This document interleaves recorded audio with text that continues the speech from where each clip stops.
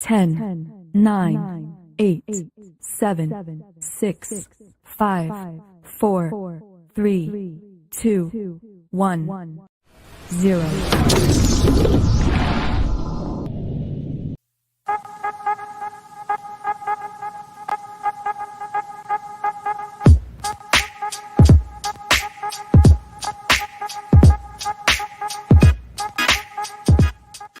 Some viewers may find the following video disturbing. Viewer discretion is advised. Well, hello there, people. Hola and como estás? How's everybody doing? Oh, I got an echo going on. Sorry, let me. There we go. Sorry about that. First, I thought it was my computer. No, that was me. That's totally me. What's up, Internet? How's everybody doing? Everybody ready for Christmas? Only what we're about a day and a half away from the happiest of holidays, I guess. Unless you're Muslim. And then I don't know. Don't they have like Ramadan or something? Right. I have no idea. I'm going to be honest. I don't know. I don't care about other holidays. Well, I care enough that I know they exist. I just don't care because we don't celebrate them. Right. And I already got the best Christmas present already, so I'm happy. Oh, you did? Yeah, I did. That is awesome. So did the doctor say how much they'll be able to add? Or like what? Maybe a quarter, half an inch at most. I mean, okay, that's cool. I mean, and I know you were really concerned about, because I know you were concerned about girth, but I didn't know lengthwise if they were going to be able to add anything.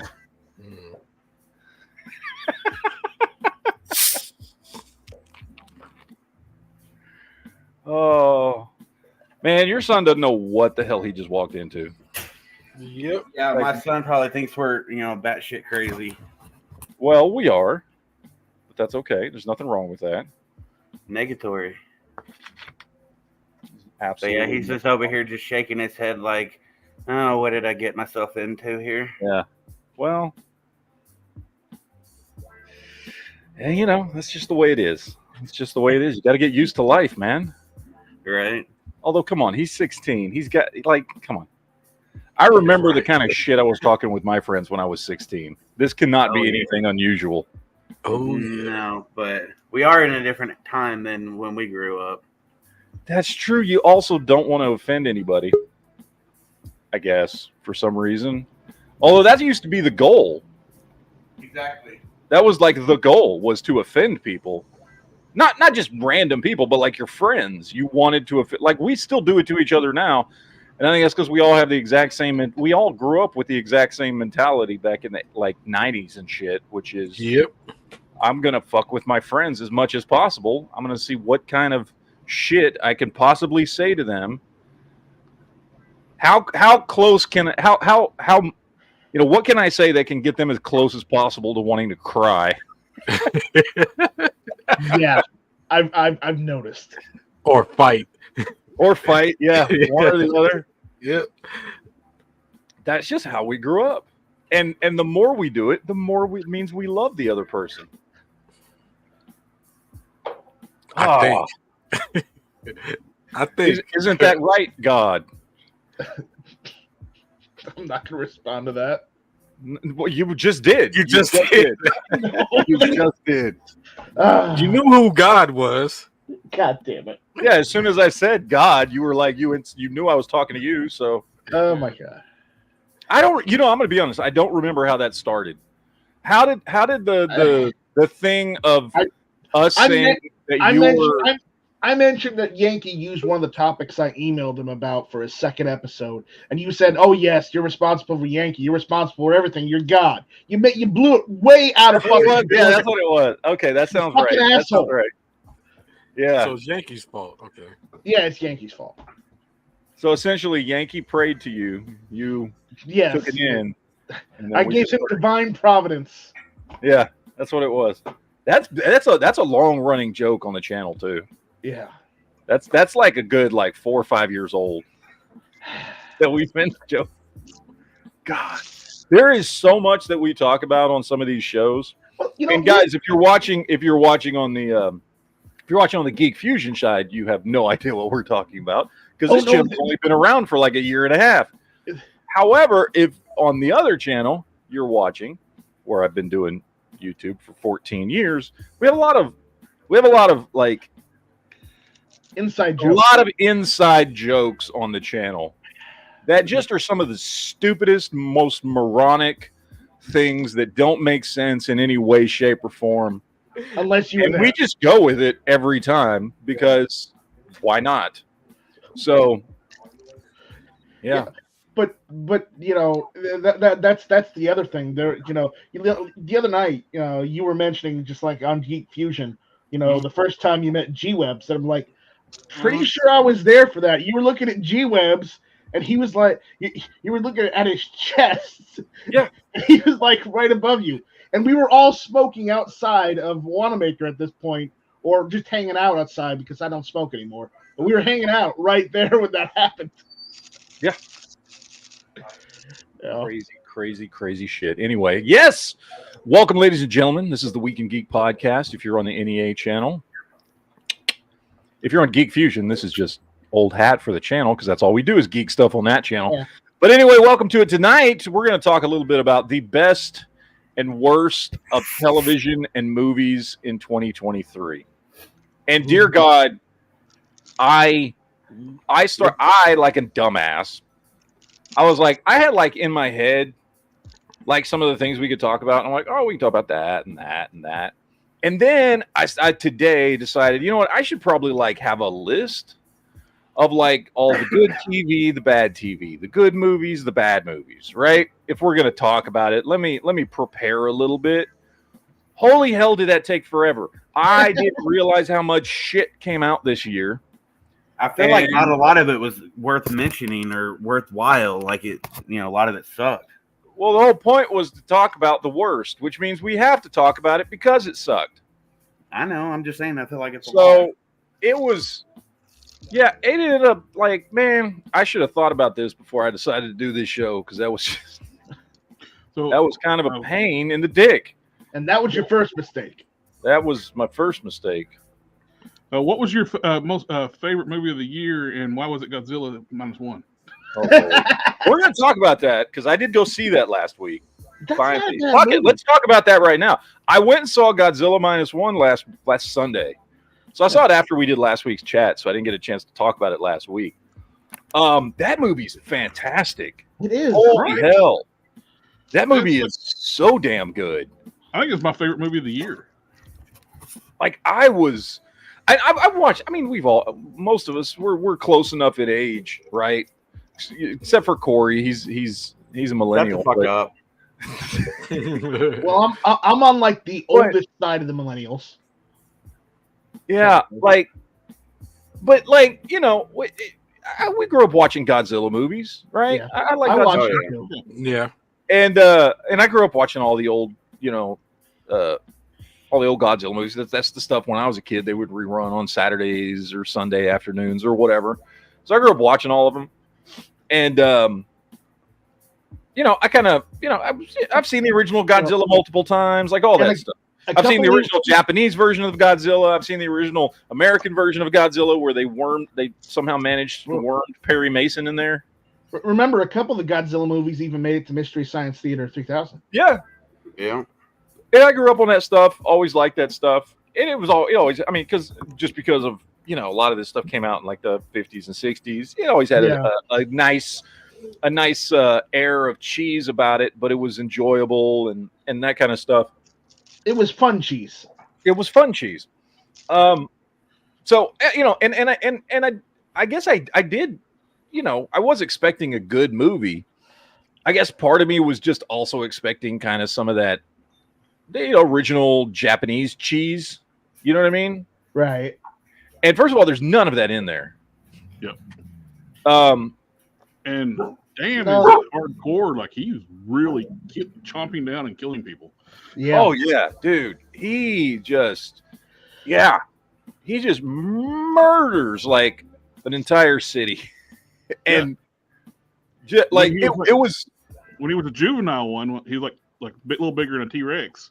He was just before he got hit with a nuke. So I think that was because like he at some point, like at the end of the first act or something, he gets hit with a nuke and gets bigger. But when he first shows up, I'm a little bit thrown off. I'm like, oh, that's kind of small for Godzilla. Oh my God, he's killing people left and right. Like, Yeah. and I was not expecting him to be like just ripping on the shreds and stomping them in the goo. oh yeah. It's a really good movie. I don't want to. I mean, it's a Godzilla movie, so there's not a lot to quote unquote spoil. But I don't want to give away too much. But And I like the story centers around this one particular character who was like a kamikaze pilot in World War II. Yeah. The fact that he's still the main character tells you he didn't do his job in World War II. No, he didn't. So, it was really good, man. Like all the actors in the movie were great. It was one of those movies where,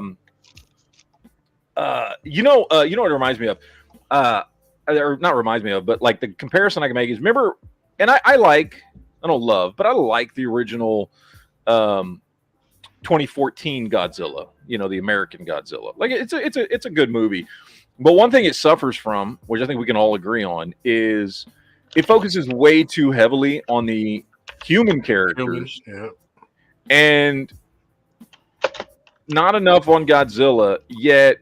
And part of it is because the fact that it's focusing so much on the human characters and the human characters don't really have a good story. Like, you know what I mean? Like, it's just kind of, Yeah. I'm not that interested in those human characters. This they does focus on the humans a lot. a very but I similar like the story. thing. This does a very similar thing in the sense that, like, I feel like probably there's just as much focus on the human characters in this movie, except it's done really, really well. Yep. And you really, really care about these human characters, and their story is very well written and compelling and excellently done. And then you still get a good chunk of Godzilla throughout the movie. And the main character is dealing with PTSD really bad. And part of the story is him fighting to overcome it. Yeah. And it's just one of the things in the movie that stood out to me was this is the first Godzilla movie that I have ever seen, that addresses the fact that somehow, even in the middle of the ocean, Godzilla still, quote unquote, stands up. And I've never seen that addressed in a movie. Like, and it didn't fully address it, but at least it made it was like part of the plot in the third act is trying to figure out how to get that not to happen because he seemingly floats. Yeah, because in every Godzilla movie, you always see him standing up in the water, and you're like, dude, if you were really over the ocean, I don't care how tall that dude is. He's not tall enough to still be touching the sea floor, right? Like, what is he doing? Like, how is that? You know, and they never address it in any of those movies. In this one, they actually did. It became part of a plot point. Not necessarily how he does that, but the fact that he does that, and that's a problem. And it was the first time I ever remember that even being mentioned in any Godzilla movie. They usually just kind of, wash over it and are just like, nothing. He can just apparently stand up and walk in the ocean with nothing underneath him. It was really good, man. Like, I highly recommend going and checking out. I heard it just got extended 2 more weeks in the United States. It was supposed to be out of theaters already. It was originally only supposed to have a 2-week run. I saw it third weekend when we went to go see it last week. That was supposed to be the last weekend it was in theaters. They extended it for 2 more weeks. It really is a movie that I would recommend checking out at the movie theater too, because that really, like, seeing it on the big screen, man, made it so cool. I don't know if they did it intentionally where they pace the story too, where it's subtitled. They're not talking so fast you can't keep up and not see the action. Yeah, it was very good. I mean, the dialogue was perfectly paced for subtitles. And the dialogue worked with the story too about being paced like that. Mm-hmm.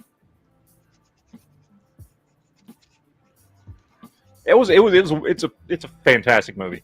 Now, I don't know if I would say it's my favorite movie of the year, but we'll find out that next week, because next week we're doing our top 10s. But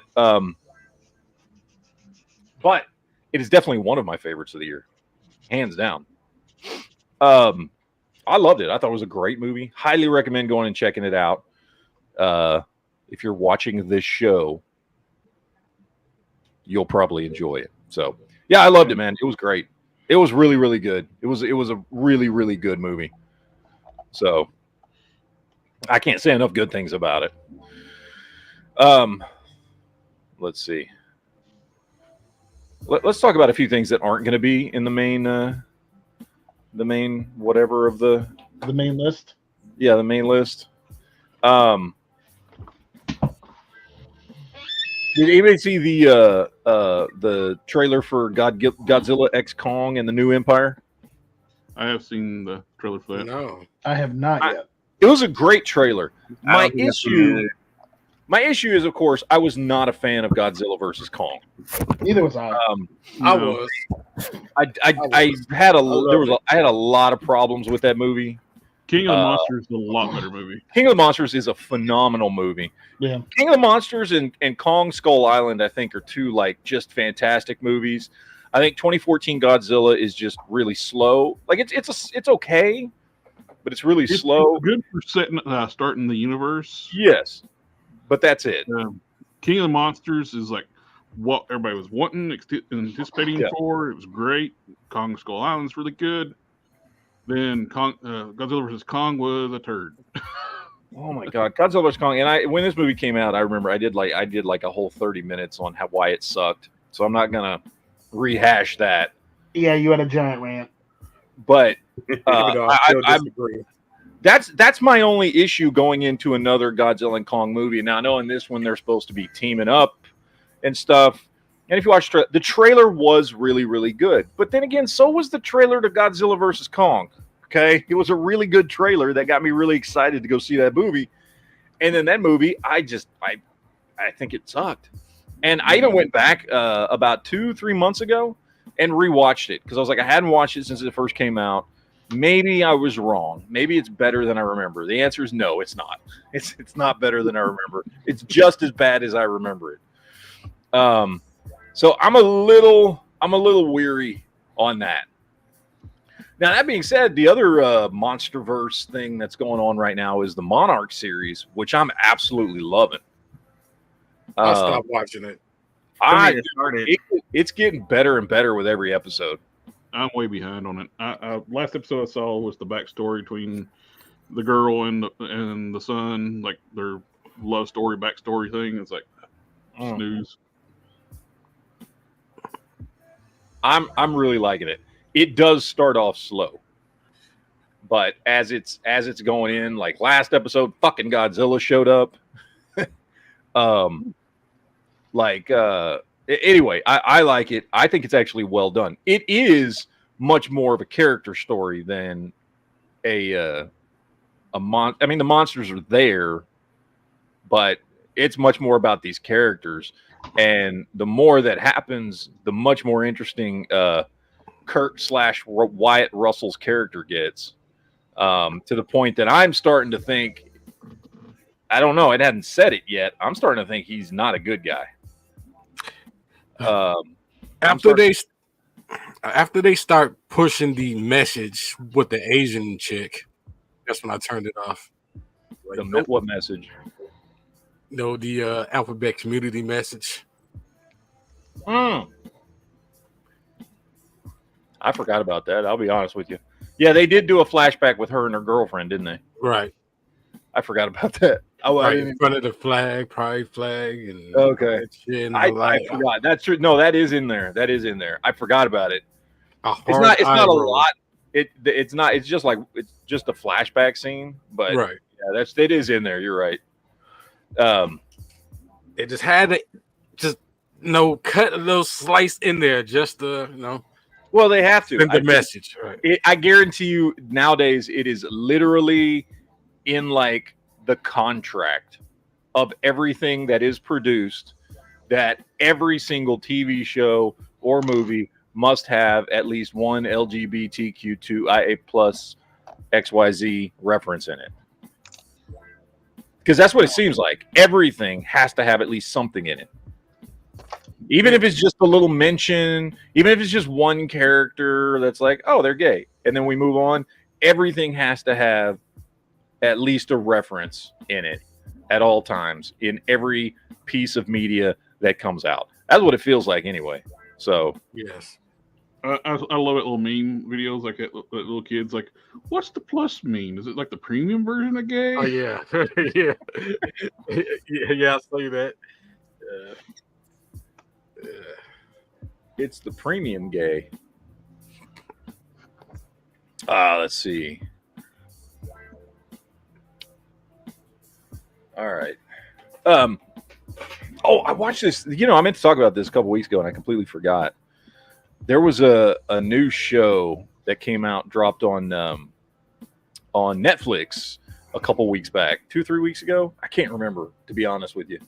Called Obliterated. Had any of y'all heard about this? I have not. No. No, I haven't. I've been watching Sweet Home season 2, which ended with a cliffhanger. Like ready to start. It was getting really good. Then cliffhanger next season. So I just want to throw it out there. I'm going to talk about it more because it's going to be in the best or worst of 2023. But just know there's a show on Netflix called Obliterated, and it's about like a special forces team that has been like tracking these terrorists with a nuclear weapon. And the show starts out like in the first 5 minutes of the first episode starts out. They've finally gotten the terrorists and captured the nuclear device. And then so they go, and because they stop it in Las Vegas, this special forces team decides, you know what, we've been tracking these terrorists for 2 years. It's time to party and let loose. And they get completely fucking ripped their first night in Vegas, like drugs, alcohol, all kinds of stuff. And then they find out, oh crap, the bomb they have isn't real, and the real nuke's still out there in Vegas somewhere. And they have 7 hours before the nuke gets off. And every episode, it's 8 episodes, takes place over the course of 1 hour of them completely blitzed trying to track down a nuclear device and terrorists in Las Vegas. So it's like the Hangover with special forces. I'm just going to tell you right now, there's lots of tits and lots of fucking penis in this show. Okay, I'm in. A lot. So, You see, he says he's in right after Matt says penis. There's a lot of schlong in this show. you should have started out with that first. Yeah. It's a show where there's a lot of schlong, and I wouldn't have to say anything else. The audience just be like, yeah, let's go. Just like random penis on screen. So I'm guessing this is a comedy, right? Yeah. There's also a scene. There's a torture scene involving someone's penis that would, I think, make Duke throw up. And what is this called again? It's called Obliterated. It's on Netflix. Okay.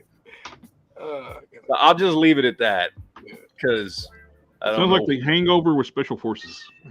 That's Kind of, yeah. I mean, it's pretty got some of that in there, yes.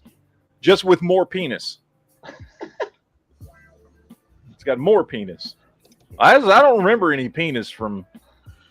Oh, there was the shiitake mushroom in the Hangover 2.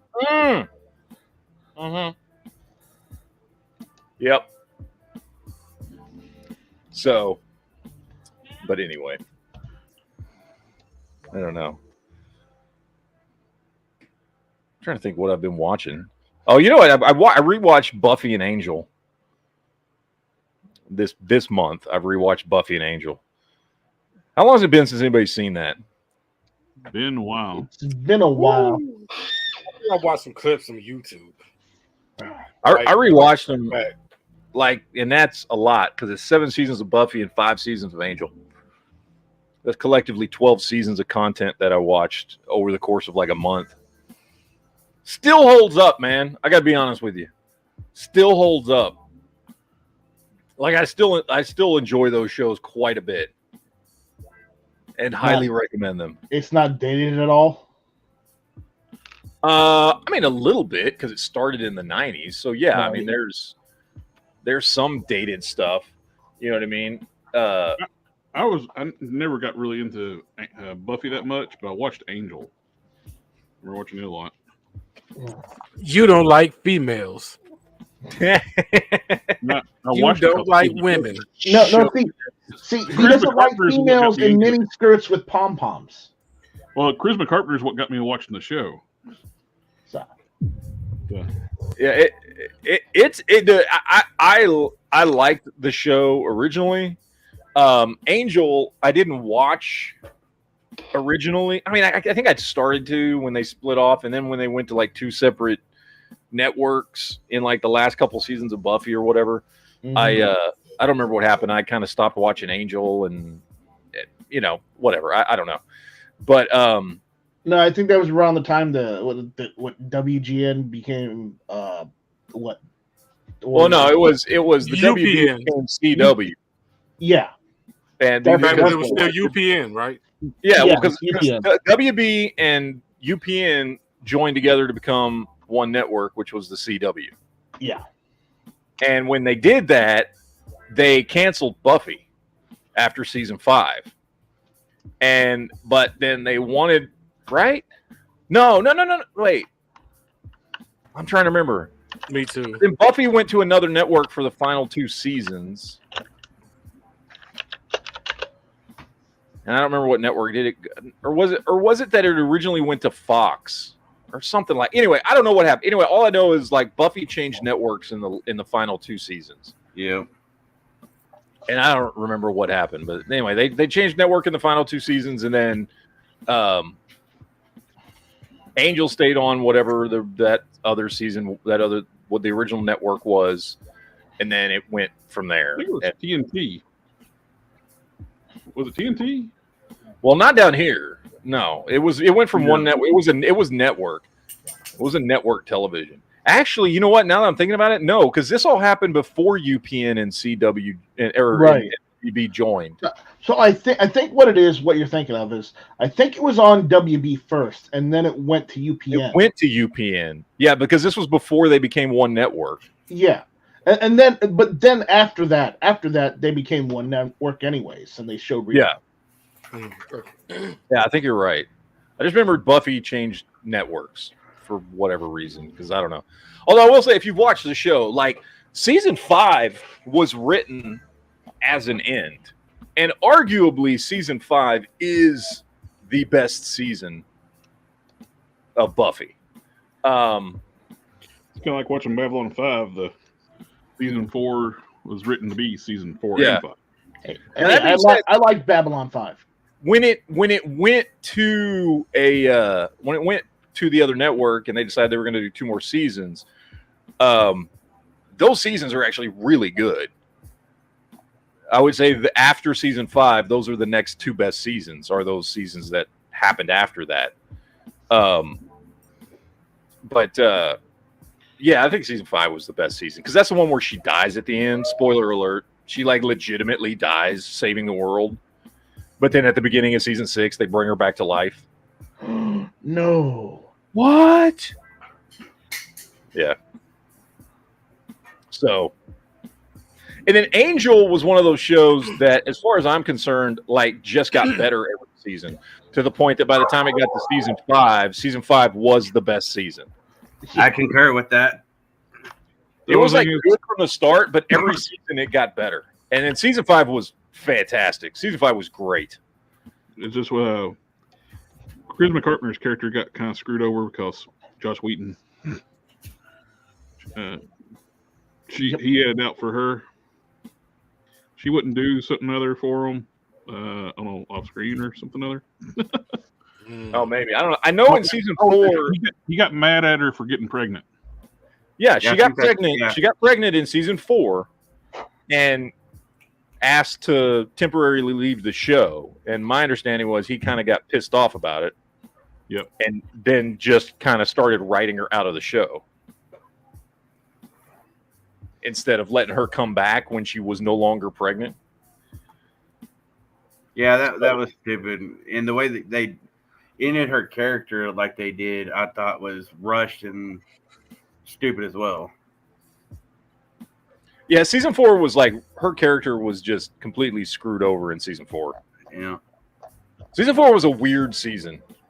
Like, it had multiple endings. Like, there were several times when you're watching season 4, you're like, well, that seems like a season finale to me. Oh, no, it's not. What the fuck? Yeah, there's something else coming. It was a weird. When they brought Adam Baldwin in to be the bad guy too, and he felt like a legitimate threat. Oh yeah, Adam Baldwin is awesome. He was only in like the last 4 episodes of the show. Yeah, but he was good. Yeah. Oh, because I think that was right after Serenity got canceled, or Firefly got canceled. Yeah. So he brought him in to help end the show. And that's I love. There's a scene right at the end of the final season of Angel when they're like, the final scene is of the final episode of Angel is basically one giant Godfather episode, because it's like in the Godfather when there's that montage of when they're going around and killing everybody else. You know what I mean? And each character goes off and you see all the other people dying. You know what I mean? Like everybody goes, okay, you're going to take out the head of this family and you're going to take out the head of that family. And then you watch the thing where it's like they're going around. Like that's the entire last episode of Angel, which is everybody, like they're finally going to go and take on all the people that run Wolfram and Hart, all the bad guys that run Wolfram and Hart. And each character goes off to take out a different bad guy or whatever. And Angel, of course, takes on Adam Baldwin's character, who's supposed to be invincible. And I like it. He's like, he's getting the shit beat out of him in that last, when they're like fighting in Wolfram and Hart. And Adam Baldwin is just beating the fuck out of Angel. And he's like, you can't win. You can't take me on. He's like the senior partners, they made me to be invincible and all this shit. And he's just talking and talking and talking. And he goes, he's like, I'm powered by their essence. He's like, their power courses through my veins. It's embedded in my blood. And Angel looks up and goes, can you think of one word you probably shouldn't have said right there? And then he just jumps on him and fucking bites him and sucks his blood out and then gets really fucking strong and then just fucking snaps his neck. It was a great scene. Yeah. I love the show, man. The one girl that they basically killed her off and she became another character, that deep, powerful demon god thing. Yeah. Fred. I liked when she became the creature. She was good, yeah. I mean, she was good on the show as Fred, and then when she became, I forget what the name of that goddess was or whatever. Yeah. But she was still, it was a cool character. It was a cool upgrade for her character. So I'm trying to think of who you're talking about. Fred, the chick on the show that wasn't Cordy, the little nerdy chick that they saved at the end of season 1 or 2. Oh yeah, in that alternate planet or whatever it was. Yeah, and they brought her back, and then she starts dating Gunn for a couple seasons, but what's his face is really in love with her too. Yeah, and yeah, but then part of what makes season 5 my favorite is because Spike shows up. Spike's my favorite character on Buffy. Yeah. Spike's awesome. Spike is like the greatest character from Buffy. And plus, he's legitimately like one of the only vampires that truly turn good on his own recognition. Yeah, legitimately. I love that. There is actually an entire episode where when Spike, because he comes back first as a ghost, but then he gets corporeal, right? He gets his body back because he died at the end of Buffy. Yeah, saving Buffy. He sacrificed himself to save the world. Yeah, and there's a whole episode in the 5th season of Angel where it turns out to be bullshit, but somebody's sending Angel off on this quest to try and find this cup that's supposed to like make him human and turn him into like the person that will save the world or whatever the hell it is. I don't know. Right. And there's the whole prophecy that says a vampire with a soul is the one who will do this. Well, now that Spike's there, because he went and got his soul back. Well, that's not what he was trying to do originally, though. Yeah, it is. No, he was the Spike went through those trials to get that soul was because he was trying to get Buffy out of his head. No, that is a common misconception.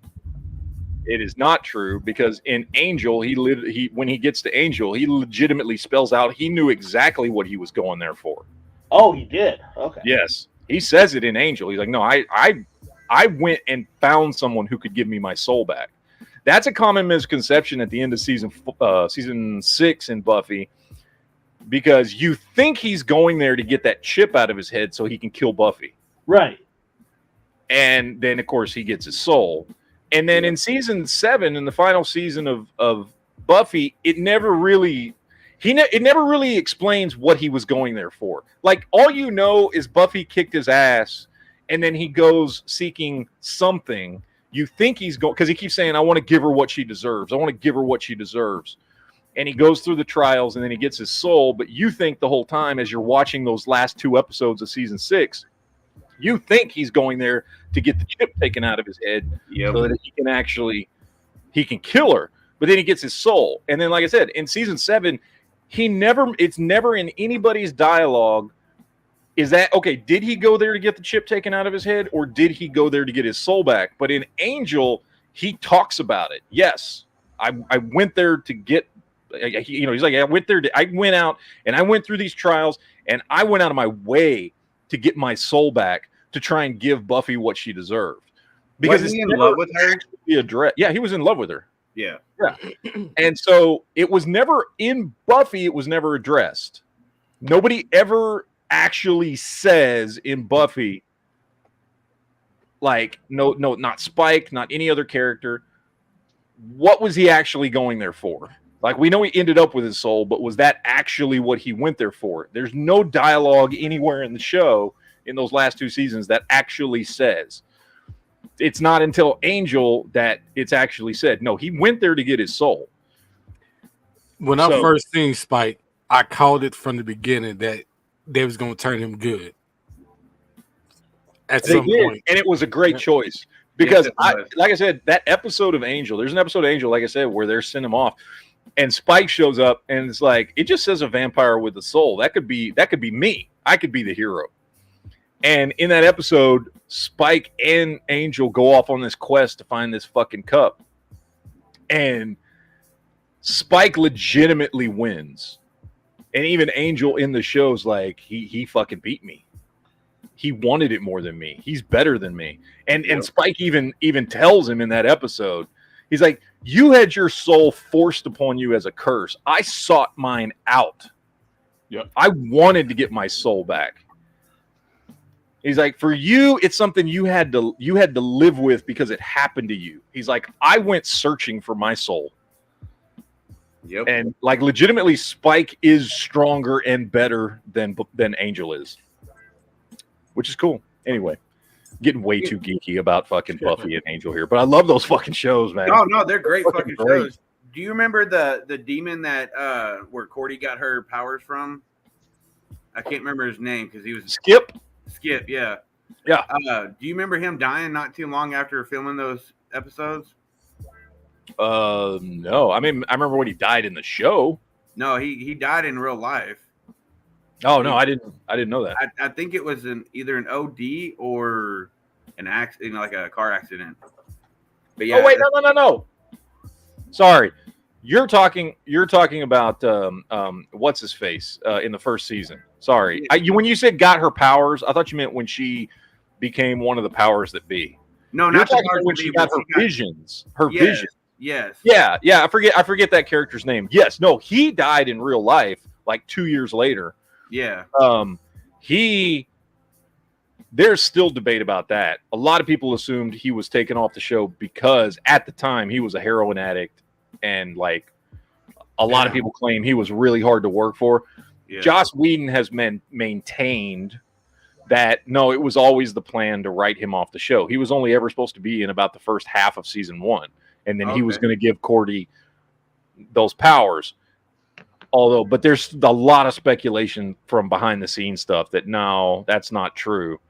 That he was just really, thank you, George Doyle. Doesn't chat Doyle. That he was just really, he was hell to work with because he was always fucking high. Yeah. So, but I like that, you know. But yeah, let me get this super chat here. Don's Bernie Bicep, drop one in. Dude, saw trailer for Dune, just pissed me off. Why did it piss you off? I like the trailer for Dune 2. Have y'all seen the trailer for Dune 2? No. No. I think it looks good. I love the first Dune movie, which is unusual for me because I'm not like a huge fan of Dune. Like I hate the original movie, and I've never read the book series because it was one of the Dune's one of those things where like if you grow up a geek like I did, like you know what I mean, like you hear about Dune your entire life. I've heard so much about Dune, and I know so much about the world of Dune and the characters and everything else, not just from watching that first shitty movie, but just from being in geek culture my entire life, that I've just never felt the need to go read the books. You know what I mean?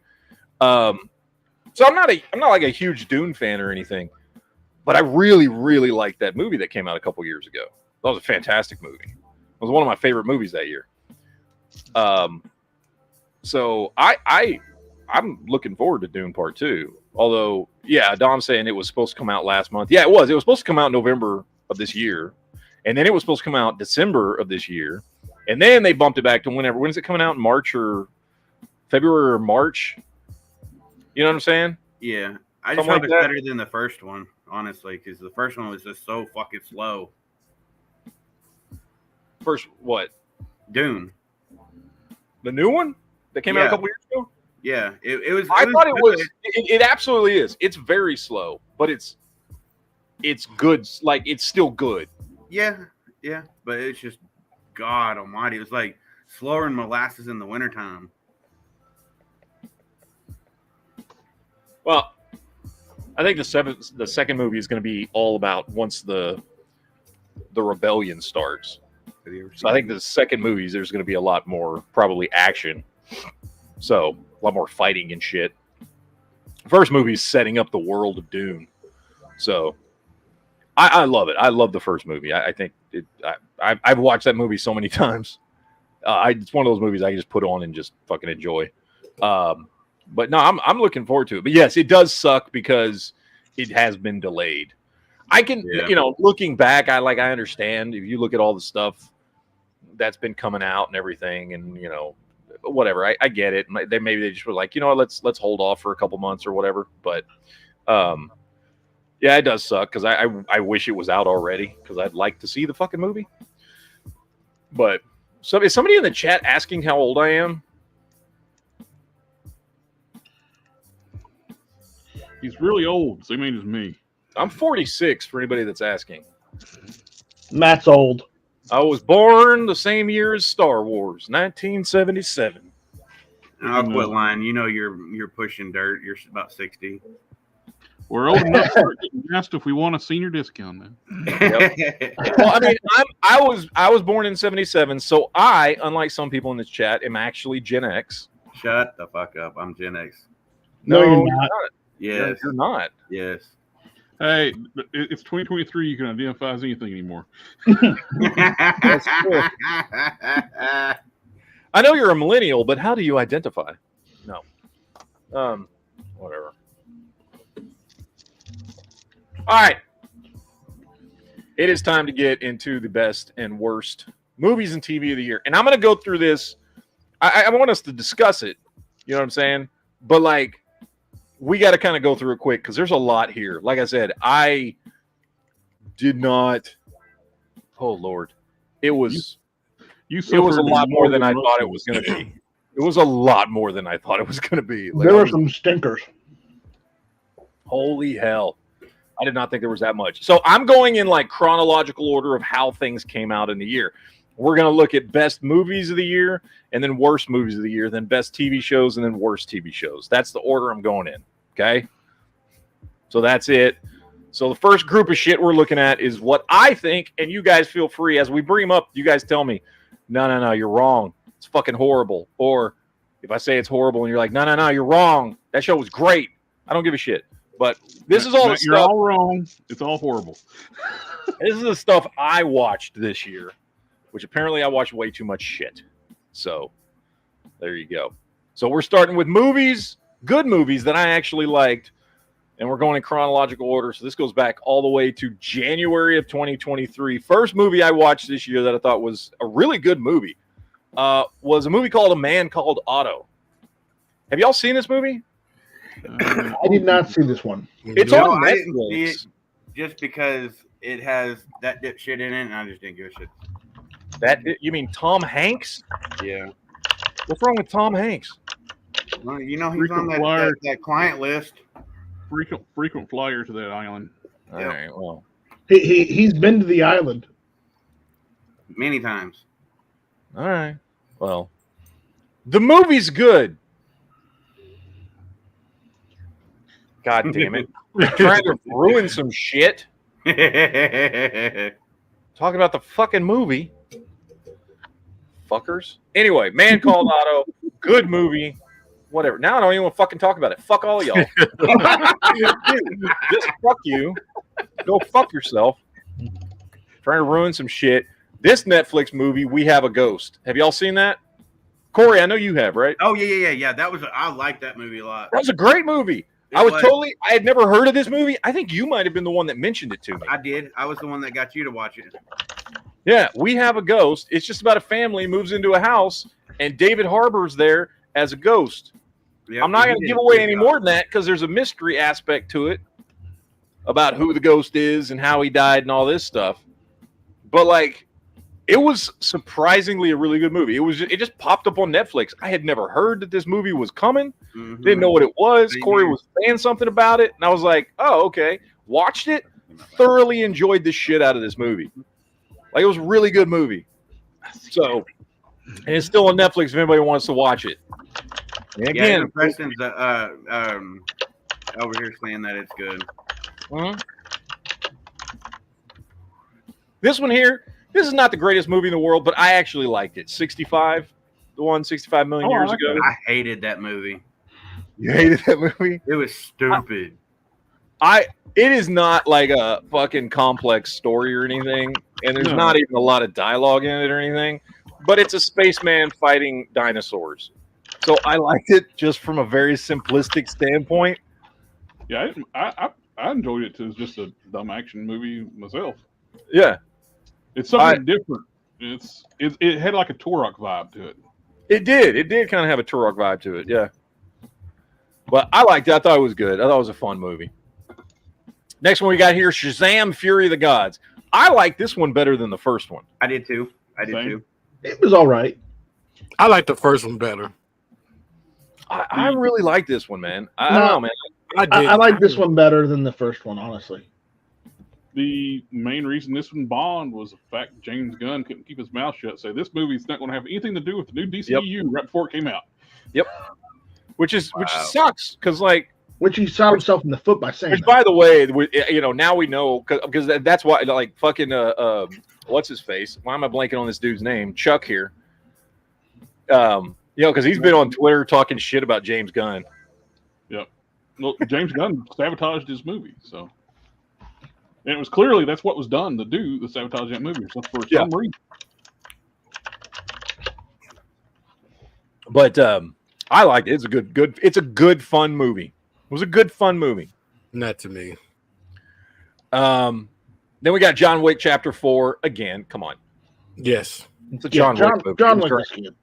It was great. I would say it's the second best one after the first one. I think this one was definitely better than 2 or 3. Zachary Levi. Yeah, and I like 2 and 3, but there's I nothing wrong liked with them. 3. I liked 3. I really did. I like 2 and 3. I like all the John Wick movies. Yeah, that being I like said, them all. the first one is always the best. Yeah. You can't really get better than the first one.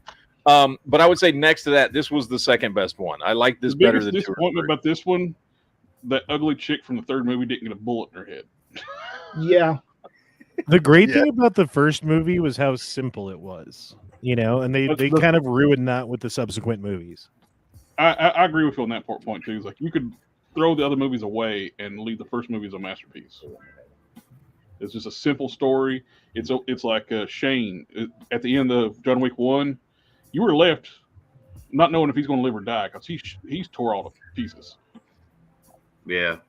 Yeah, but that being said, while I agree, that's why it is the best one. It's a nice, clean, pure, simple story. I also like the expanded universe that they went into. Yeah. In the subsequent movies, they made for good stories. Now they never made for as good of a story as the first one, but it was interesting to see like the world of the fucking assassins and shit. It was cool. I liked it. We got here. What? I thought y'all loved what's her face that was in the third one. Hey, fuck you. Dungeons and Dragons: Honor Among Thieves. Fucking A, this was a fun ass movie. I did like that movie. Yeah, This was a movie that, like, I think because we've had 2 really, really bad Dungeons and Dragons. We had movies no expectations. years, and this movie was so good. The only thing, I don't even have anything negative to say about it. It just disappoints me that it didn't make as much money as it should have for as good as it was. The idiots marketing movie, you couldn't keep your mouth shut, was saying this is going to like emasculate men and all this and that, and that kind of hurt the turnout of the movie. Which, by the way, none of that was true. No, I know. I it's heard the It's same not thing. true about in the movie, but that's what they were doing, though. Yeah. And none of it was true. There was nothing demasculating or woke or anything in this movie at all. It was just a good, fun fantasy movie. For It some was. reason, the actors and the marketing team could not shut up about how woke and No, I played D&D, and I will tell you that the movie felt like it was one of my parties that I was in doing ridiculous shit. Yeah. Which is exactly what it should feel like. Exactly. So it felt like you were part of a party that was in the D&D universe. So it's great. Yeah. So I loved it. I thought it was a great movie. If you have not seen Dungeons and Dragons yet, you should definitely see this movie. what was the other Dungeons and Dragons movie that like really sucked? I can't remember. It was like The about very first one that dragons came and out in shit. like 2001, and it had like Marlon Wayans and somebody else in it. It was bad. awful. And then they did another one that was like straight to DVD. That was also really, really awful. But that one, there was more of an excuse for it because it was like straight to video, so you didn't expect it to be good. But this movie was one of these movies that surprised the shit out of me. They did a, kind of a documentary, not a documentary, on Tetris, and it was really fucking good. Like it may be one of my favorite movies of the year. I saw this one. I liked it. But It was really good. I mean, really like Tetris, though. So, I might be biased. That's the thing about it, though, is even if you don't like Tetris, the movie still, even if you have no connection to Tetris, like all you really have to know is it's a video game. Yeah. And the story itself of how Tetris became a thing is such a good story and It so is. interesting that it Yeah, I doesn't never even knew matter that. if you like the game. And I will quote this as it's true. Tetris is the only good video game to come out of the USSR. Period. I mean, it may be the only video game to come out of the USSR. No, I think there were 2 or 3, and Tetris was, was there? the only one that caught on. That and Oregon Trail. No, Oregon Trail wasn't from the. No, that was 70s. not USSR. That was USA. All right, we got to keep Close, going. There's close. too much here. How many Super Mario Brothers movie. This movie was fucking fantastic. Yeah, it was And great. It had no right to be. It's just a Super Mario Brothers movie. But holy shit, was this just a fun fucking movie? Especially if you grew up in an age playing Super Mario Brothers. Right? It was just fucking fun. You had, Yeah, you had, I you love had that. normal Mario. You had Mario Kart in it. You even had a little bit of the Smash Brothers in it too. If you watched the movie. How many movies would you estimate you've watched in the last year? Well, we're going through them all now. Dozens and dozens of movies and TV Yeah. shows. I watch far more TV than I do movies.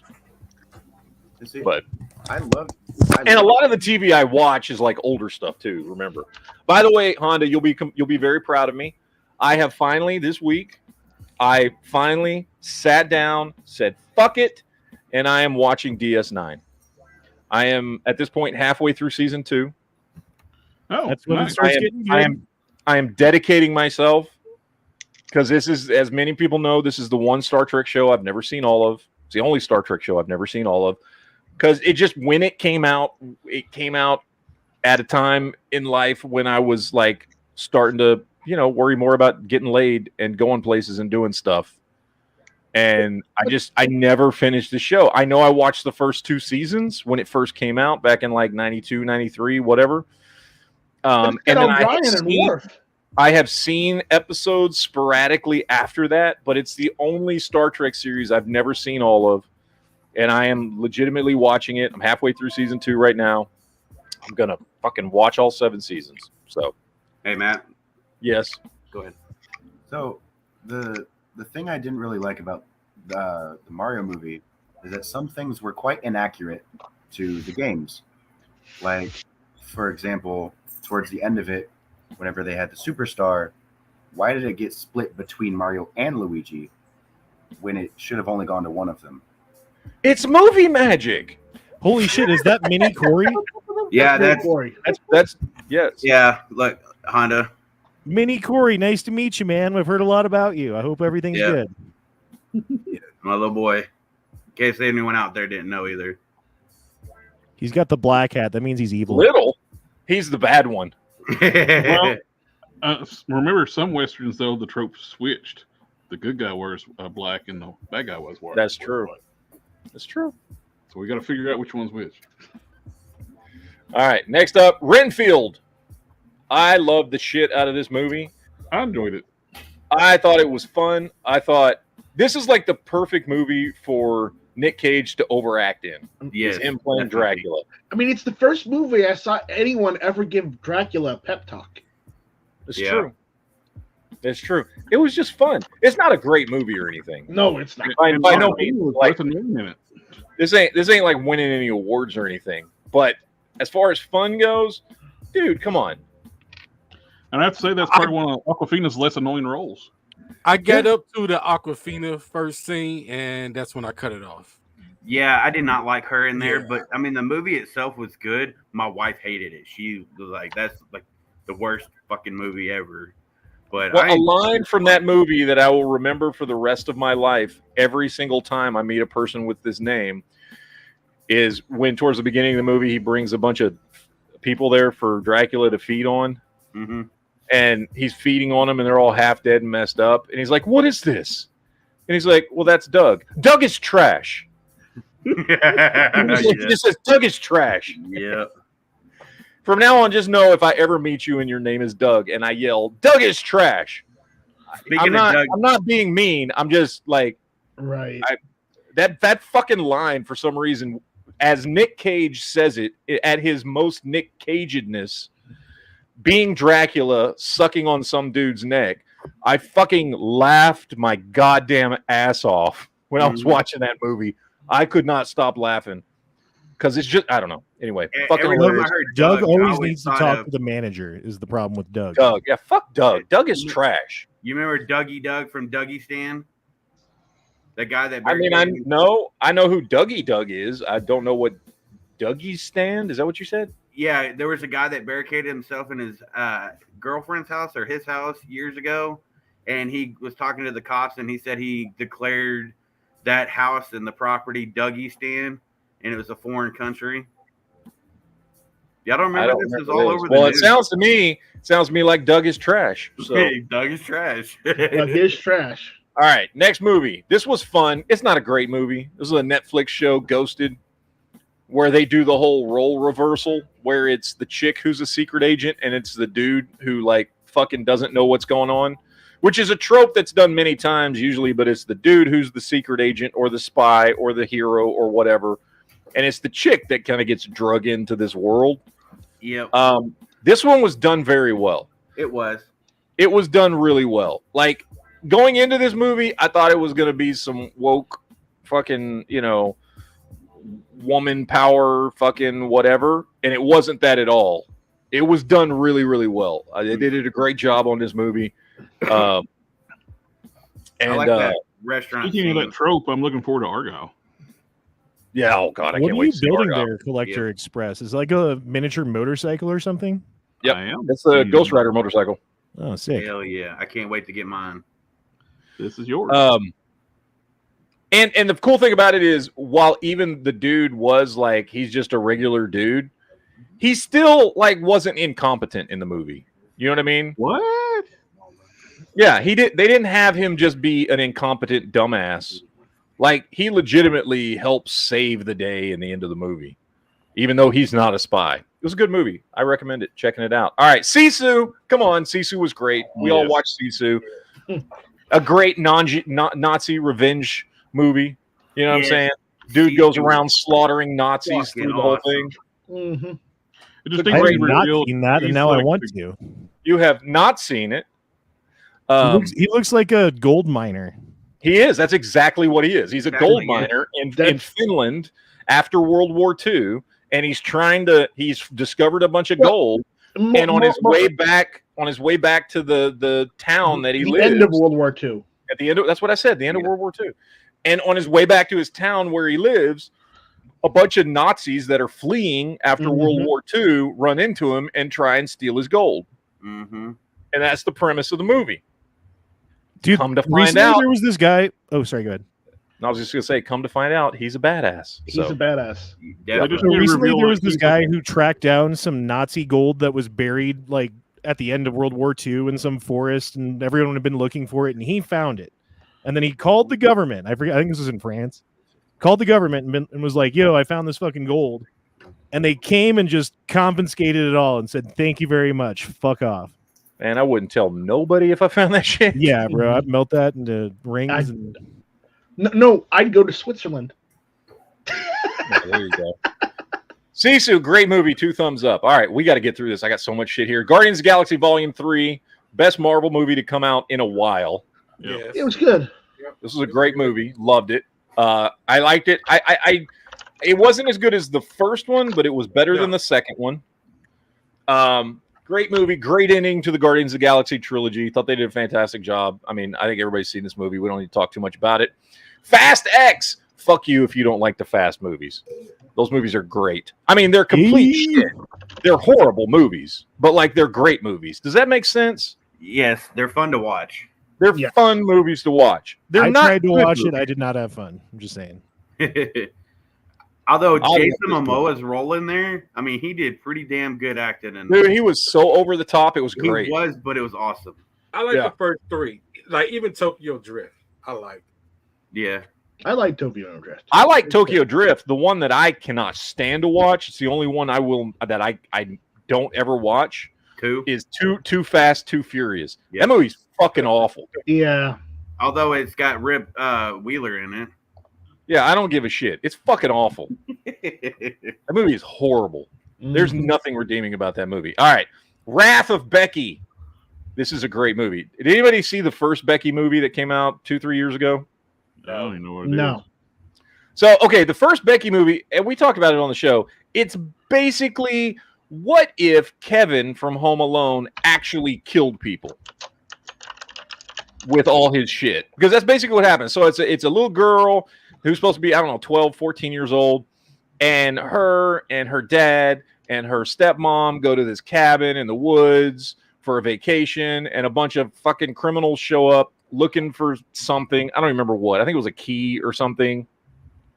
And like during the course of the movie, she like is literally using like, Home Alone style traps and shit to one by one kill them all off. Right? It's a great movie. It's just called Becky. Well, they did a sequel called Wrath of Becky, which is also a great movie. So now she's a little bit older and more shit goes down, and turns out the people that were associated with all the people she killed in the first movie, like, anyway, and it's just an excuse for a chick, like a kid, to fucking just fuck some dudes up in horrific ways with amazing little Home Alone style traps. It's a great movie. I highly recommend watching Becky, then watch Wrath of Becky. You won't be disappointed. Technically, the Wet Bandits shouldn't survive the first movie. They should not have. They should have been dead. You get a bowling ball drop on your head from a second-story building, you ain't making it. Yeah. All right, Spider-Man Across the Spider-Verse. If you didn't like this movie, there's something wrong with you. Haven't seen it yet. Never watched it. There was too big of a cliffhanger. The fuck are you? What? And when they put the message in there, that was mean to me.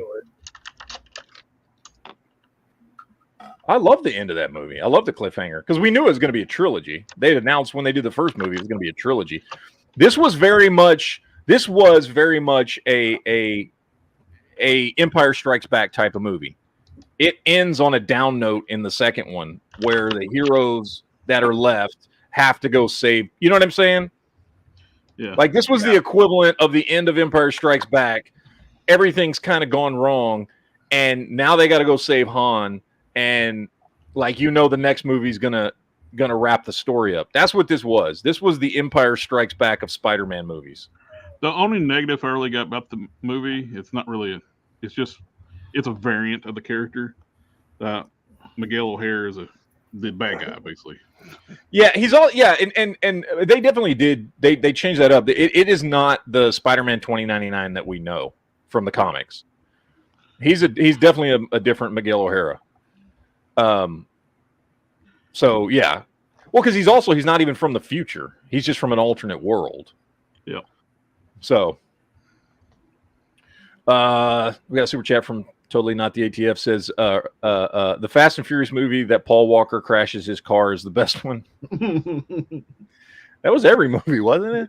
That was too soon. All right, Transformers: Rise of the Beasts. I like this movie quite a bit. I would say it's the second best Transformers movie after Bumblebee. I agree.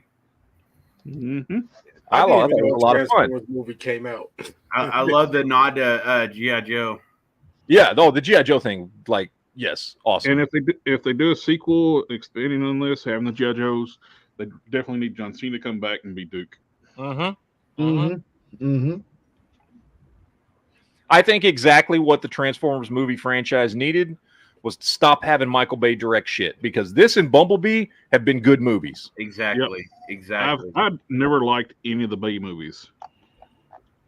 I like entertaining. I give you that. They're entertaining movies. You go watch them. Stuff's blowing up. I admit I like, and I still do the first one when it was new and fresh, and it's the first time we're seeing these characters in live action and stuff. I do enjoy that movie. It's not a great movie, but I enjoy it.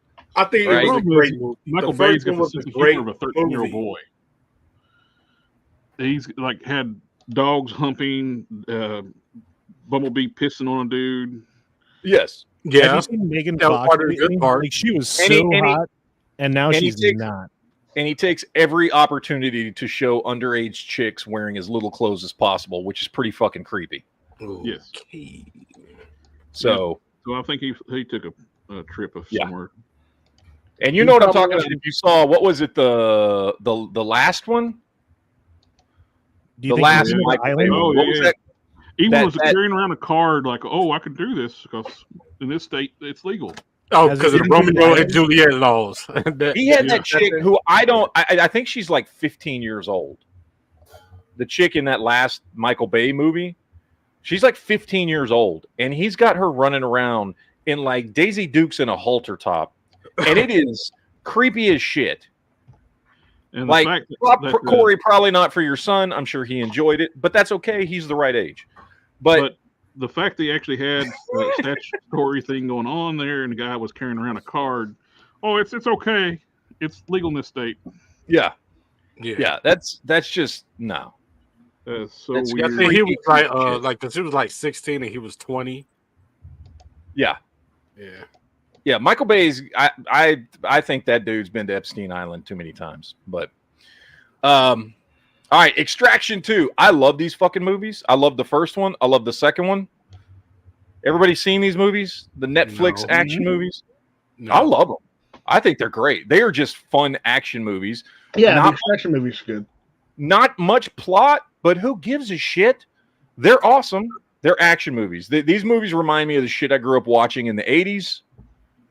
Just pure, unadulterated, enjoyable action movies. This thing's great. Highly love this movie. Sound of Freedom. We talked ad nauseum about this movie when it came out. It's a phenomenal movie, although I will be the first to tell you it is a very hard watch. Very hard movie to watch. Especially if you've got kids. It's a very hard movie to watch. That being said, it is a excellently done movie. Now, of course, I am biased because I've known about Our Rescue for years. But so I knew what this movie was about going into it. But a lot of people didn't. A lot of people had never heard of this organization going into it. But good movie.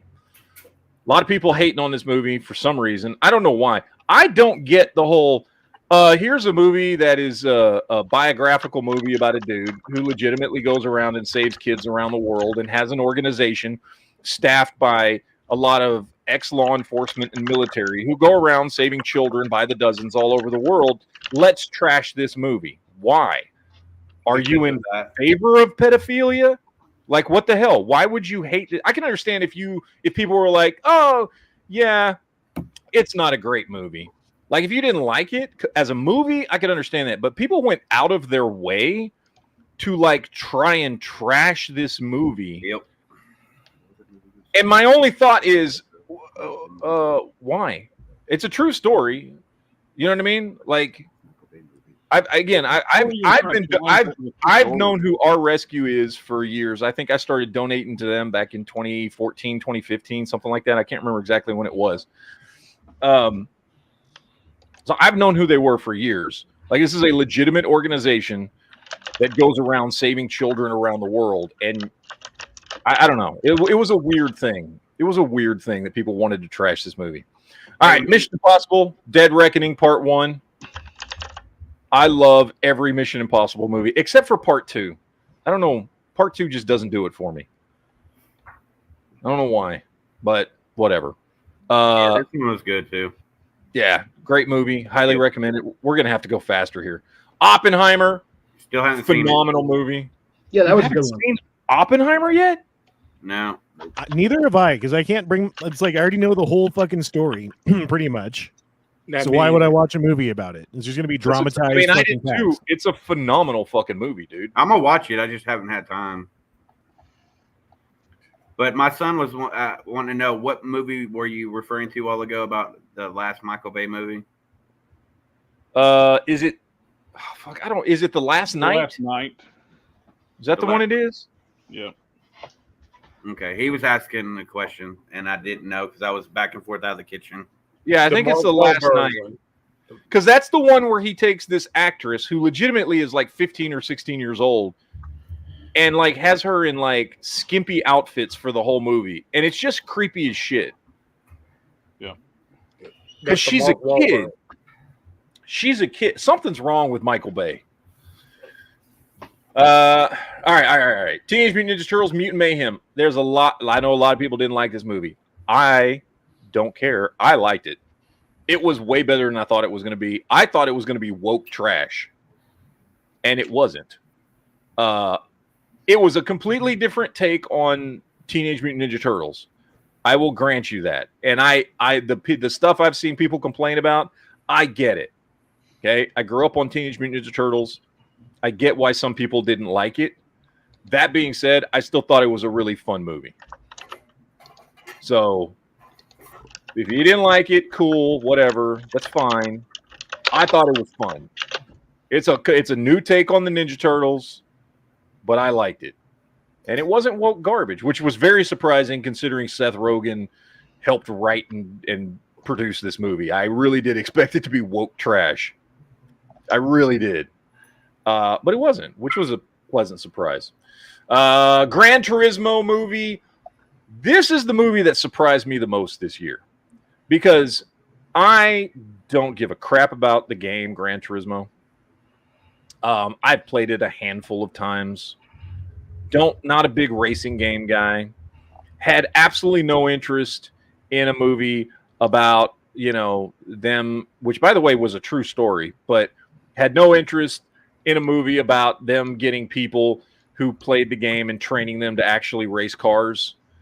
Had no interest in this at all. Neither did my wife. We sat down and watched this movie and both loved the fuck out of this movie.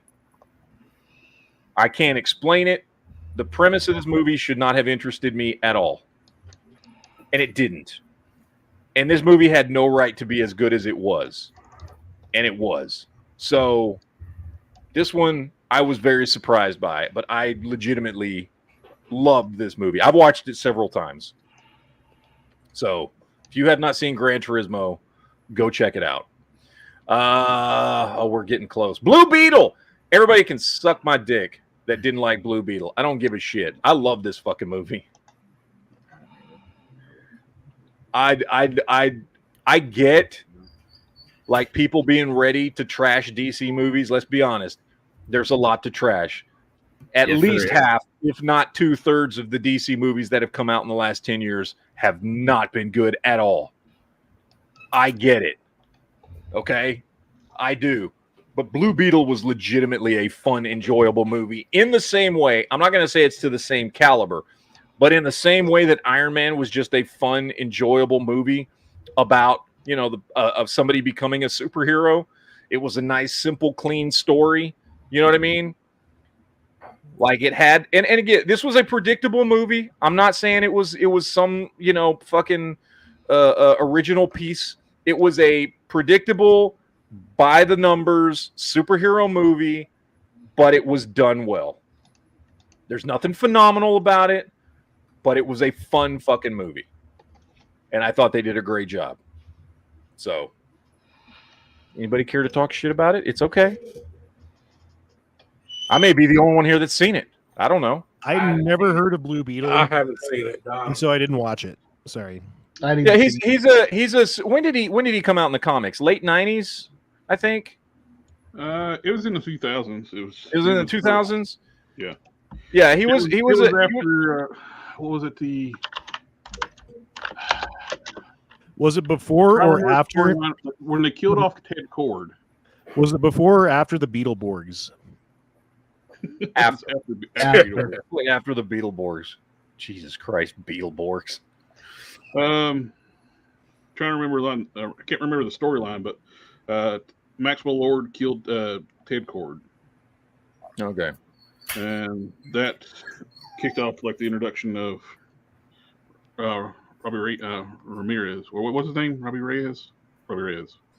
Yeah. Jaime Reyes. Reyes. Jaime Reyes. I was mixing up. There's so many Reyes. Robbie. Yeah. Robbie is the Ghost Rider. Yep. Yeah. All right. Dumb Money.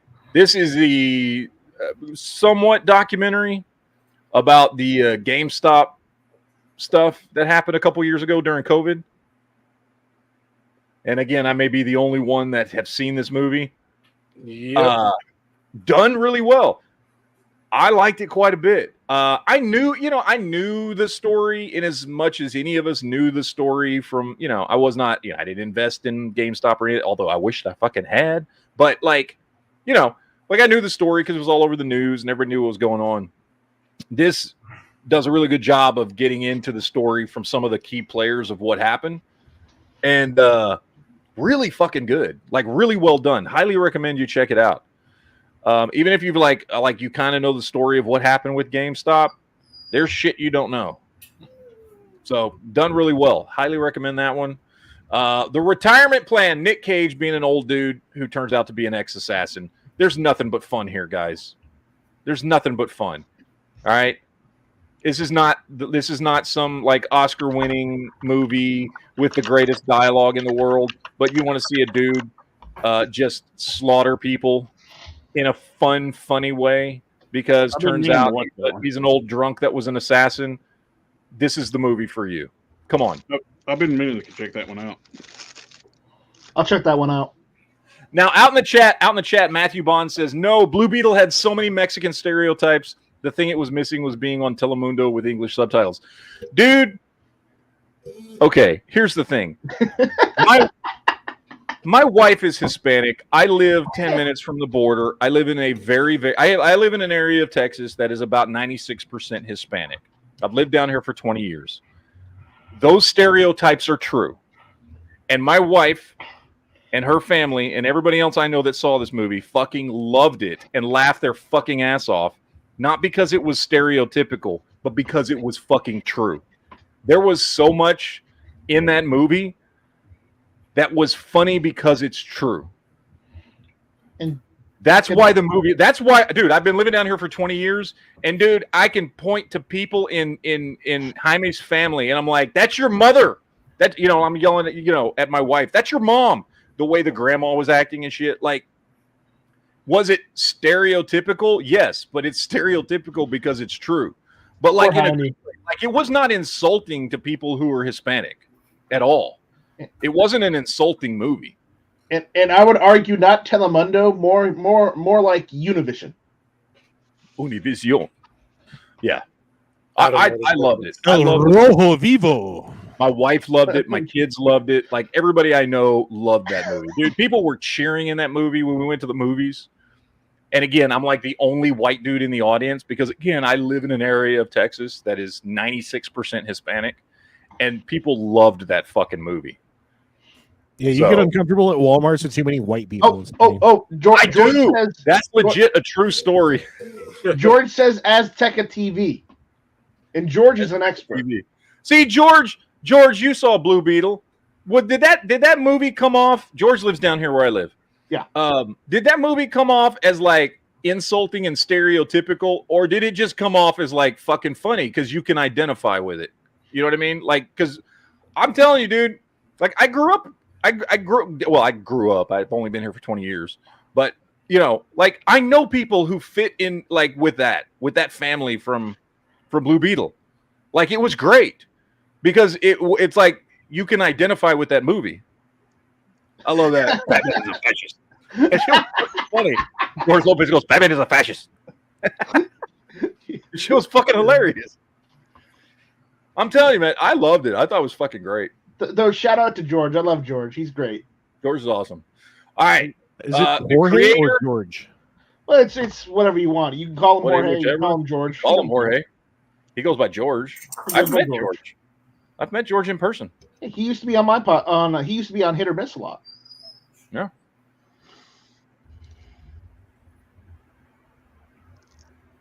All right, the Creator movie. This was a really good movie. I mean, it's an original story about AI in the future and a war between humans and AI. And like, if you saw the trailer, I'm not going to spoil it or anything. It's done by Gareth Edwards, who did Rogue One. He produced and helped write and direct this movie, and it shows. It's not as good as Rogue One, but part of that may just be because Rogue One was a really good Star Wars movie, and because it's in Star Wars lore and was actually done right, despite being done by Disney, it's still a really good movie. So I'm going to be a little bit biased, and I think Rogue One was a better movie than The Creator was. That being said, The Creator was a fantastic movie. I liked it a lot. I thought they did a great job. I think all the, everybody they got, the actors, the story, the dialogue, the special effects, everything about the movie was well done. You know what I mean? So definitely a thumbs up for this one. Totally Killer the movie. This was a fun time travel movie where a chick goes back in time to the 1980s to when her mom was a teenager to stop a serial killer from killing like her mom and all her friends. There's no substance here, really. It's just like, this is just a movie. If you like time travel movies and grew up in the 80s, this was a fun movie. I'm not claiming it's a great movie. It's not. I'm just claiming it was enjoyable. All right? We'll leave it at that. Make up your own mind. Five Nights at Freddy's. This was one of the better movies as far as like quote-unquote horror movies that came out this year. This year, there weren't a lot of good horror movies, to be honest with you. Like, I saw several horror movies, and I didn't really like most of them. Now, I will say this wasn't like a real hardcore horror movie or anything, because it's not like really gory or anything like that. But it was fun. I never played Five Nights at Freddy's like my kids have. I've never played it, so I don't got any attachment to this, but it was well done. We're almost done. Godzilla Minus One. We already talked about this. Phenomenal movie. Highly recommend you check it out. One of the best movies of the year.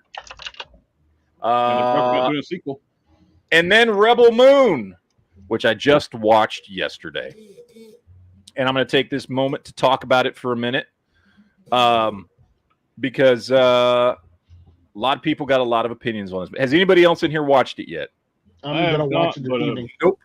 One of my friends, he messaged me. It's like this going off like how awful it was. Okay, so your friend's wrong. It is a Zack Snyder movie. That's what I will say about this. If you know Zack Snyder, you know what that means. Zack Snyder is always style over substance. Always. All his movies are style over substance. So it's the Snyder Cut. I mean, basically, this is a written, directed, and produced by Zack Snyder. And this is it's style over substance. It's a gorgeous movie. It is visually fucking beautiful through and through. That being said, the story itself is straight up a ripoff of like 50 other things. Mostly Magnificent Seven. Which, by the way, if you go back about 6 months to a year, when the very first trailer for this thing came out, and we talked about it extensively on this show, I said in the trailer, when we saw the trailer, hey, that looks like Magnificent Seven in space. That's exactly what it is. This movie's not original at all. There's nothing original in this movie. Okay? That being said, which, by the way, Magnificent Seven wasn't original. It was Seven Samurai. And that is the point of this movie. There is nothing original in it. And they've done a Magnificent Seven in space before as well. Yep. Yes, they have. There's nothing original about this movie. That being said, it is very entertaining. It is done very well for being a completely unoriginal concept that borrows from Magnificent Seven and other Westerns and Star Wars and so many. You are going to catch so much in this movie that you're like, oh, that's from this and that's from that and that, whatever else. Completely unoriginal. But does it have a spaceship with boobs? That I remember that movie. That was Battle Beyond the Planets. Battle Beyond the Planets. Yep, which also was Magnificent Seven trope. Yep, it totally was Magnificent Seven. This is just borrowing from a bunch of other shit, but it is done very well. It's a very entertaining movie. I'm not saying this is like, oh, this is a great movie. No, it's not a great movie. It's an entertaining movie. It's fun, and visually, it's gorgeous. Like, it is a beautiful movie to watch. But I think too many people. Here's my too many people are thinking too much. The strong opinions on this movie come from two sides. Those who hate Zack Snyder and those who think Zack Snyder is God Almighty of everything movies and should have been given complete control of the DC universe. And that's the problem with all the opinions you're hearing. Zack Snyder makes really good movies. Zack Snyder's done a lot of movies. Now, all his movies are style over substance. Even his really good ones like Man of Steel and Dawn of the Dead are style over substance. Okay? My favorite his is 300. 300's a phenomenal movie. Yeah, it's a great movie. But again, it is also style over substance. Oh, yeah. You know what I mean? The 300 story is total, and it's like the same thing. It's the yeah. So the truth is that it is a visually beautiful movie that is very well done, but that is not original at all. That's the truth. Okay? Do not expect this to be the greatest sci-fi epic of all time. It is not. Also, it is not a piece of shit. It is a very entertaining movie. It's got a lot of cool scenes in it. It's got a lot of, like, the story itself is a good story. Now, it's a good story because it's been done 500 times before. But it's a good story. Look, there's a reason why people like the Magnificent Seven. There's a reason why people like Seven Samurai. There's a reason why why this story keeps getting rehashed, because it is a good story. And it is a good story in this movie as well. He took something, he borrowed from a bunch of different things and slapped together what I think was a highly entertaining movie. It is not a great movie. It is an entertaining movie. So I put this in the same category as I put, like, the Mission Impossible movies, right? Or the Fast and Furious movies for me, which are not great movies, but are they fun to watch? Yes. Is this a type of movie that I feel like I could rewatch? Yes, it is. It's a very rewatchable movie because it's just fun to watch. There's not a lot of depth to the movie itself, not because the story doesn't have depth, but because we've all seen these stories so many times that you're just, I mean, it's stories like the Magnificent Seven and Star Wars and all these things that it borrowed from are just so common that the movie feels like it doesn't have a lot of depth. But that's just because you're very used to these story beats and plot points. Mm-hmm. But it's a fun movie. It's a really fun movie. I liked it a lot. But, I understand some people are like, oh, it's just rehash. Even what was funny about it is I went on Rotten Tomatoes and read some of the critic scores. And most of the critics, when they were trashing the movie, were like, oh, yeah, it's beautiful. But Jesus, this story's been done 100 times. Well, no shit. Yes. That's why you didn't like it? Did you, again, when the first trailer came out, we knew it was Magnificent Seven in space. Right? Like, this is not, like, that's like people going to see the original Star Wars and going, oh, all they did is basically World War II in space with space Nazis. Well, yeah, no shit. That's exactly what Star Wars was. That's what the Empire was. Did that make it not good? Did that make it not entertaining just because it's rehashed? No, it was still a good movie. So I think people are like judging this movie way too harshly. Wait a minute. Is Iron Sky a Star Wars movie then? Yes, it is. It's a Star Wars movie. I don't know if I'd go that far. Nazis in space. Mm-hmm. It is Nazis in space, but it's Nazis in space on the moon. It's true. The moon, but well, technically we are in space as well because the planet's well, no, we're all in space. It's. I would argue it's not Star Wars because remember, in Star Wars, that's no moon. It's a space station. Mm-hmm. But anyway, like I said, I think everybody should check this movie out. Now, I'm not saying you'll like it as much as I did, but like, if the complaint is, oh, he just borrowed from a bunch of other stuff to make a movie. Well, so the fuck did George Lucas. Everybody you can literally watch Star Wars and identify every Western and every samurai movie and every World War II movie. He literally pulled every fucking scene from. You know what I mean? But he still made a really good movie by being inspired by a bunch of other stories. So, like, that's not a good excuse to not like the movie. Was the movie itself poorly done?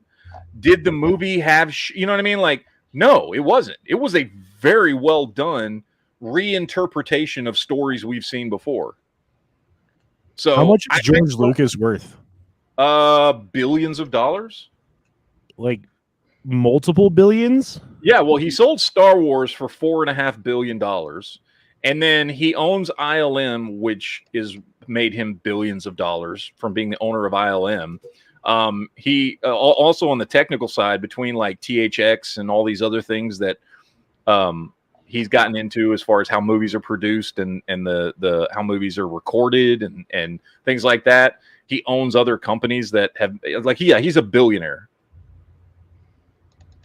So, yeah, George Lucas is worth a lot of fucking money. He may, in fact, be one of the richest people in Hollywood. So, yeah. All right. That says 4.9 billion. There you go. See? That's a lot of fucking money, dude. It's a lot of fucking money. Most people in Hollywood are worth millions, not billions. So he may be one of the richest people in Hollywood. All right, ladies and gentlemen, here we go. What am I doing now? Oh, no, we're not going to that one. We're going to go to this one. There we go. Now I got to stop screen sharing and reshare the screen again to the next thing. God damn, we got to go quicker on this. That was way too long just on the good movies. Fuck me. Okay, now we're going to go through what I think are the worst movies of the year. Sorry if you like some of these movies. Megan, This movie was boring and sucked. I'm sorry. I've seen the whole robot goes crazy many times, and it's been done way better than this many of those times that I've seen it. Okay? This movie bored the shit out of me. Yeah, I didn't like it either. I don't know why. People were like verbally filleting this movie when it came out, and I don't understand why. And as soon as they showed the big robot in the garage, it's like, yep, they're going to use that to beat it. Yeah. This movie was so predictable and boring at the same time. No.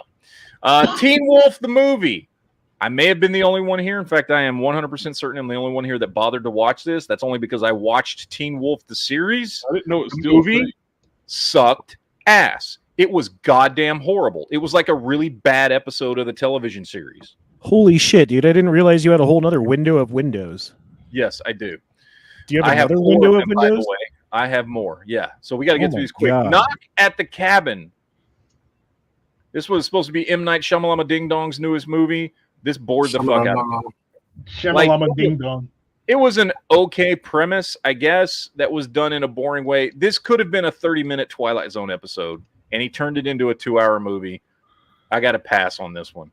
Ant-Man and the Wasp: Quantumania. I got to put it in the worst because it's not the best. Like, it was okay for a superhero movie, I guess. No, it was trash all around.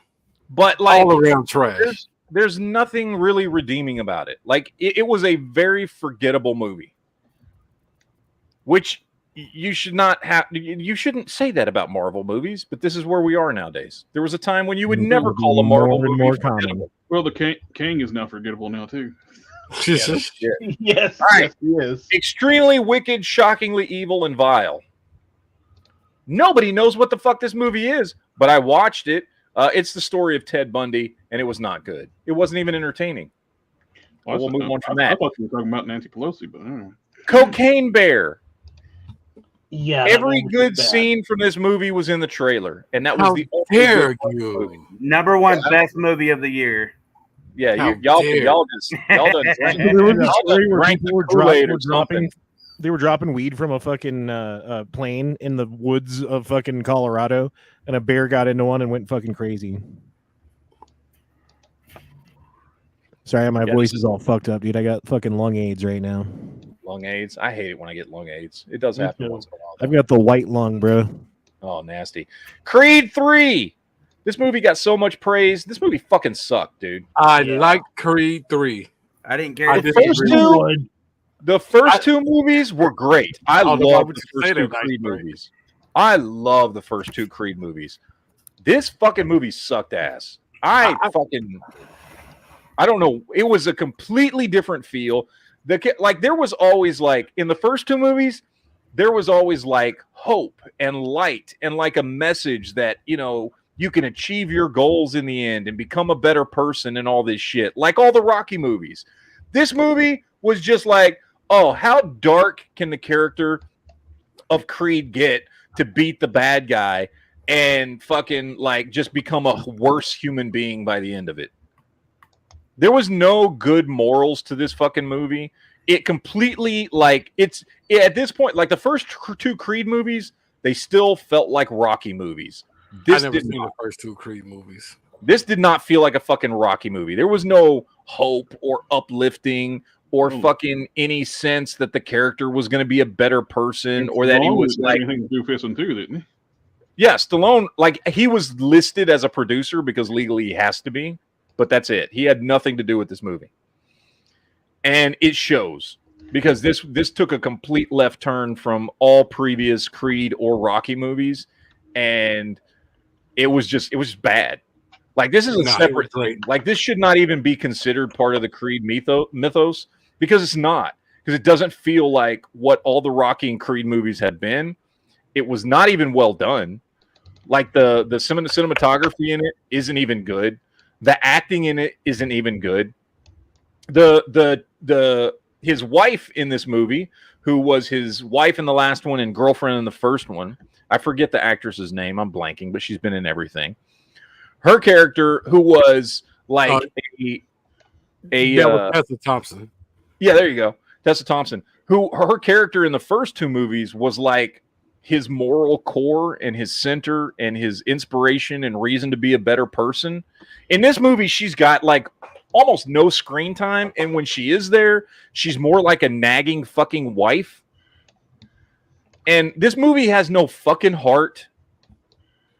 Like, it's such a fucking disappointment. Again, I disagree. As a hardcore, like, I grew up on Rocky. The first Creed movie came out. It was fucking phenomenal. The second Creed movie came out. It was fucking phenomenal. They still felt like the next generation of Rocky. And then this movie comes out, and it's just like some dark fucking bullshit ass fucking everybody sucks and your life sucks and people are going to turn on you. And the only way to fucking win in the end is to be a worse human being than the other guy. Like, nah. I did not like this movie. This movie also sucked. Why are we still making Scream movies, people? I don't know. What the fuck? Why are we still making Scream needs to die? I'm sorry. Yeah. Why is Walking Dead still a thing? I don't fucking know either. Shit, exactly. Oh, we'll get there. Trust me. Luther, Fallen Sun movie. I am a huge Luther fan. I love the series. It's a great series. When they heard there was a Luther movie coming out, I was very excited. This movie sucks. Yes. There's it's just not good. And It's there's no boring. way in the world he would have survived in the movie. No. There's just nothing good about this movie, which drives me nuts because the series is so fucking good. Yep. Murder Mystery 2. Why? I don't even need to say anything about that. Right. Why? Pope's Exorcist. I got 20 minutes into this movie and stopped watching. That's how bad it is. I couldn't even tell you what the whole point of the movie is. Is that Russell Crowe? Yeah, it's Russell Crowe. That's why. He plays an exorcist that works for the Vatican. And I got 20 minutes in this movie and I was like, I'm done. I walked away. Guy Ritchie's The Covenant. It was pretty good. It was okay. This was a movie, like, out of all the movies I'm saying weren't good this year, like, this is one of the ones that I felt a little bit bad putting it in this category because it was okay. Mm-hmm. But in the end, I couldn't say it was one of the best of 2023. I'm sorry. It wasn't Outpost. No, it was okay. But, I liked the story of it was good. But the execution, I just don't think this is the type of movie Guy Ritchie should be making. He's not good at making these movies. Yeah. He's just not. So, I mean, it was okay. Like, I wouldn't say don't watch this movie, but I can't say it's a good movie. So, Evil Dead Rise. What the fuck was this shit? What in the fuck? This has nothing to do with Evil Dead other than it does have the Necronomicon in it. Other than that, it's a shit movie. I can't believe I watched the whole thing. The way it's explained, that's not the main Necronomicon. There's actually there's like multiple Necronomicons or some shit or whatever. I don't know. Either way, the movie sucked. Like, maybe there would have been some, like in the third act, Ash showed up to save the day or something, then I would have found it a little bit redeeming. But that didn't even happen. This movie was horrible. It wasn't even like a good horror movie on its own. Much less it didn't feel like it had. Bruce is retired from playing Ash ever. Yes. Which is, I don't know why. All right, Insidious: The Red Door. This is another one kind of like The Covenant, in that it's not that it's a bad movie, and I like the Insidious movies. It's just that, like, there's not. I mean, we're now on to the like third or fourth Insidious movie, and nothing new is happening. You know what I mean? Like, this movie just didn't need to exist. Like, it was okay, but it didn't need to exist, and that's the biggest problem with this movie. Well, that's the problem with movies in general. They just don't know when to stop making them. Exactly. I like Gerard Butler. This movie fucking sucks. Kandahar. I haven't seen it yet. Don't. It's not good. Did you see the one he did before that where his wife... The one about the plane where they crash land, where he's the pilot? No, not the plane. The one where his wife got kidnapped. Oh, I've seen people... Oh, yeah, I've seen that one, too. That one was fucking horrible. Did y'all see his recent statement? No. People were using the IST meme like crazy. He said he slept with men, but he's not gay. Oh, my God. Whatever. Kandahar sucks. I got news for you. I didn't think it was that bad, but it was slow. All right. This movie, I've heard some people say they love this movie. I don't know what kind of crack y'all were smoking. The machine. It's based off of a comedy skit.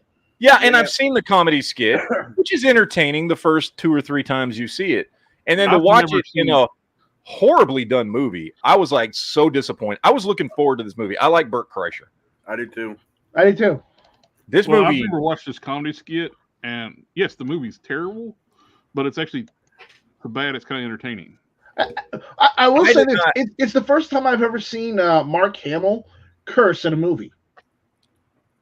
Dude, Mark Hamill couldn't even save this movie for me. No. I know, but he was in it, so there you go. He was in it. That's true. I can officially say Mark Hamill was in this movie. That's about the nicest thing I can say about this movie. Well, Mark Hamill was in it. That's it. There you go. Enough said. Let's move on. I am the machine. All right. I'm sorry. I know some people love this movie. I got to put this in the worst of 2023. Every time I watch this movie, it gets fucking worse. Every time I watch The Flash, this movie gets fucking worse. Like, I liked it okay the first time I saw it. I didn't love it, but I was like, okay, well, cool. There's some cool stuff in it. And then every time I've watched it since, which I've watched it probably 3 times since then, it just gets worse and worse and worse and worse. Fuck. I can't. I've gotten to the point that I can't. I will never watch this movie again. It took so many good concepts and just butchered them. It took good concepts from the comics. It took good characters from the comics and movies and just fucking butchered them. Just fucking butchered them. And then you add all the bad CGI on top of that. And all they had to do was tell the actual Flashpoint storyline in the comics and it would have been good.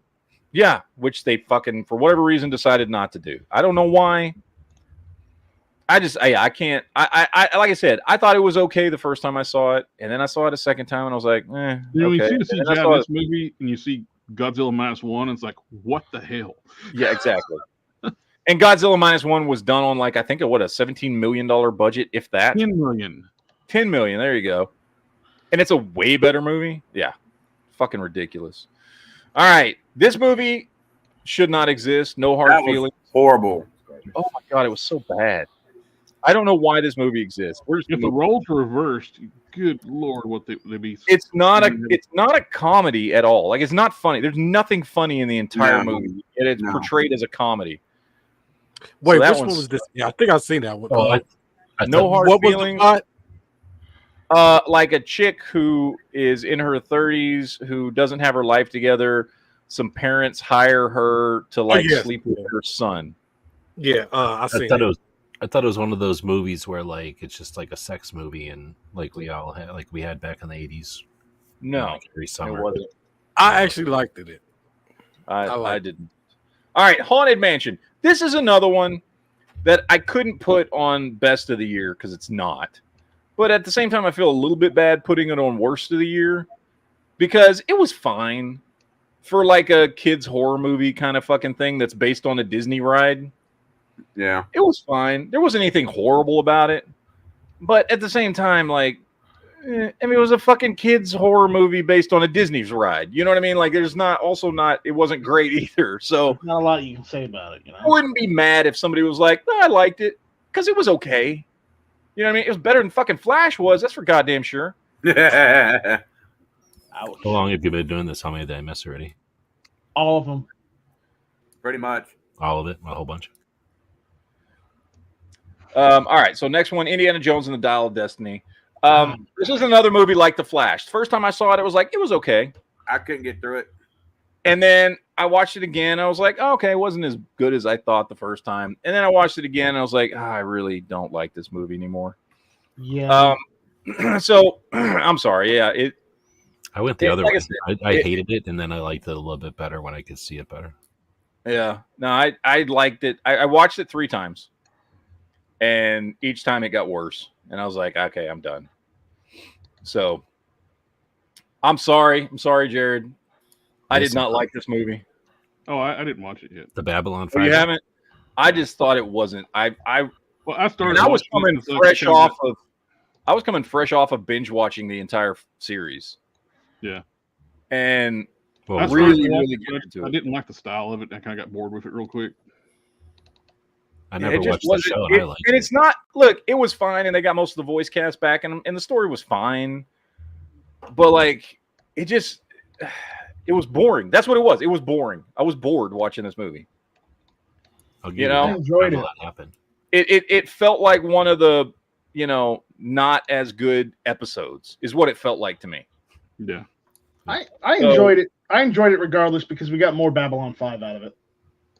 I thought it looked good. I liked watching it.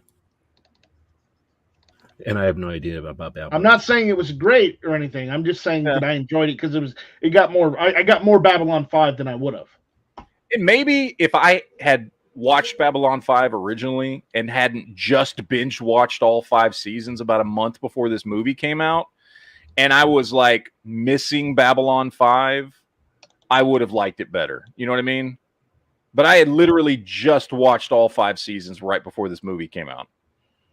And so I had all the good greatness of Babylon 5 in my head. And then this is the next thing I see. And I'm like, eh. Well, if they said they were going to make this into a series and then keep doing it, would you watch it anymore, or did it ruin it for you? Yeah, I'd watch it. Okay. I watch it too. Yeah. Because I had hoped they'd do that. I don't know if they're planning on that. Here may be the worst movie of the year. I don't know. Fucking Barbie. Oh my God. I did a whole 45 minutes. Remember, you loved it. I thought you were raving about it. How it caused an artificial shortage of the color pink. Which I don't even give a shit. Like, whatever. Like, I just. People were like, oh, you don't like it because you're sexist. No, it's because it was a horrible fucking movie. It really was. God, I can't see pink. Like, it was just bad. It was poorly written. The dialogue sucked. The story was awful. It's the kind of movie where they just know the movie doesn't even adhere to the own rules it sets forth in the movie. It's the movie where it's the kind of movie where they can just make anything and they know that people are going to like it no matter what because they're looking for little clips out of it is all. I guess it was bad, and I gave it a chance. I watched the entire. My wife walked away from this movie. She's like, I can't do it. I was like, well, I'm going to finish watching it because I want to review it on the show. And that's the only reason I made it through the whole fucking movie. It's awful. Oh, there's fucking awful. And it's about girl action figures, so you had to watch it. You felt compelled. All right. Oh, there's a dude I work with. Well, I don't really work with him, but he's in the same unit I am. During one of these online meetings, like team building meetings, he went on a freaking monologue on and people, the right wing people hating this movie. You don't, blah blah blah blah blah blah. It's like wanting to say, just shut the fuck up, dude. Oh my God. You probably should have. Like it's Barbie with Citizen Kane. You need to go see that movie. It's the best movie ever. Yeah, it's awful. Yeah, I was like, dude, I'm good. Like, people don't like this movie. Just they're just hating on it because they're right wing. It's like, or hey. I even stopped him. I was like, dude, maybe they just don't like the movie. All right. Justice League War World. Awful movie. I couldn't even make it through the first arc. Awful movie. Yeah. I forced myself to get all the way through it, and I regret doing that. Me too. Awful. Fucking awful.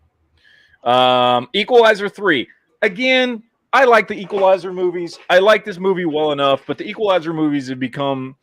it's the law of diminishing returns, right? Yeah. Each one is not as good as the last. I just hate how most of it was in fucking foreign language. Yeah. Well, I think because they can make these things for half the price or a quarter of the price by making them in Italy or Europe or whatever. I think one of the things that hurt with the diminishing returns, though, the first movie set up where he's going to start doing stuff like the TV series, where he's going to start helping people. Then we got a little taste of that at the first of the second movie. Then. His old unit went bad. Yeah. Then it became a revenge story because they killed off his friend. Yeah, anyway, turned it into something like Born or something. He's all over the world doing crazy shit. It's got to be a trope where a military, ex-military special force unit goes bad. It's like, okay. Yeah. Okay. Somebody's playing the bugle in the background. No, I blew my nose. Sorry. I thought I was muted. No, my airbags went off. No, that was legit me blowing my nose. I'm sorry, guys. Anyway, yeah, like I said, I didn't hate the movie, but it's not a must see. It's okay, and I like Denzel Washington a lot. I think The he's one of bad the guy best. never felt like a threat in that movie. No, he didn't. No. All right. Sympathy for the Devil. It was a Nick Cage movie that was fucking horrible. You probably have never even heard of it. Good. Just keep going with that. We don't need to talk about it anymore. It's an awful movie. It was pretty bad. That's worth getting a heads up on, though. That kind of stuff. Meg 2, The Trench. Awful. I didn't even make it through this movie all the way. I think I got 45 minutes into it, and I stopped watching, and I've never finished it, and I never will. Which sucks because I liked the first one a lot. Because the first one was like a fun creature feature, fucking whatever.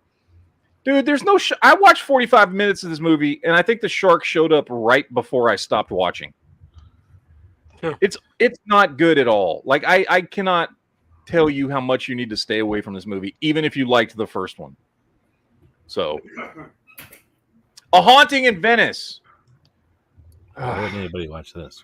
I saw that one. I saw it. It was all right. It's only good if you really like that French detective guy. Boring. That's the problem. Like, it's got a bunch of good actors in it, and the dialogue's all like, you can tell like they put a lot of time and effort into the dialogue and all this It's shit. like a Sherlock Holmes type of thing. Sort of, but not good. If Sherlock Holmes was boring in French. Oh yeah, awesome. Yeah, it's just I can't. No, I'm sorry. Who ate my crepe? Who ate my croissant? My wife's gonna get pissed off at this, but the expend forbles. I'm gonna say it's called the Snorables. No, I'm sorry. I still haven't seen it. I'm not sure if I want to see it. You don't, because I mean, you don't. It's the Snorables. It's kind of gotten a little bit worse and more gimmicky as it went on, kind of like the Fast and Furious movies. But at least those are fun. These are kind of a bit ridiculous, and this one just looked like the worst one. It had stupid Megan Fox in it. Is this just are these movies just excuses for these guys to go hang out and have a vacation together? I think so. I think so. Well, that's what Adam Sandler movies are. True. That's what I was thinking.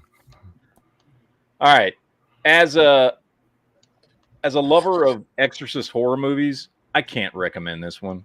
No, it was bad. Like, I watched it and it was okay, but like, I don't know, man. I just think nobody. And I get it. Look, there's only so many ways you can do an Exorcist movie, right? And I'm not even talking about like The Exorcist, but there's just been so many movies come out about exorcisms that there's only so much you can do. And by the time you get to 2023 and you're making another Exorcist movie, like there's nothing in this movie I haven't seen 100 times by now. Yeah. How would you rate Emily Rose? How do what now? The Exorcist of Emily Rose. How would you That's rate a good one. That's probably the second best Exorcist movies that exists. My wife cannot watch that movie or really any of the Exorcists because it freaks her the fuck out so bad. I joke about just clicking on it, and she's like throwing shit at me. Yeah, no, it's good. After the original Exorcist movie, it's probably the second best Exorcist movie that's ever been made. Well, I watch stuff like that anymore. Like, I just want the Winchesters. This movie would be a lot better if the Winchesters show up. Yeah, no shit. Exactly. So, yeah, it's just there's nothing more original here. There's no reason. If you've seen an Exorcist movie, there's no reason to watch this movie. All right, we just talked about this one last week, Killers of the Flower Moon. This is the perfect example of a true historical story that is very interesting that somebody turned into a 3.5-hour movie and made it boring as fuck. Is that Leonardo DiCaprio? Yes. Well said. Very well said. That was horrible. This is again, this is something that actually did happen, and I think it's a good story. I think it's a relevant story of shit that happened, much in the same way of the 21 Tulsa bombings and riots and shit are an important story that people should know about because this shit really did happen. They made a big lead up about how they're going to do the costumes, right? And they went to the museums and like did all the costuming authentically and shit. And then it's super boring. And then you watch 3.5 hours, and they just made what should have been a good story boring as shit. So Yeah, I mean, look, what I would do is I would go read the Wikipedia article on what happened in the 1920s to the Osage Nation. It's probably more entertaining. So that's what you should do. The Marvels. Okay, this has to go on the worst list. Again, I said after I saw it like a month ago or whenever, I didn't hate this movie. You know what I mean? Like, it was fine for a superhero movie, but I kind of put it in the same place as I put Quantum Mania. It's a very forgettable movie. Okay, it is. About it. It's already dropped off the box office. Yeah, it's a very fucking forgettable movie.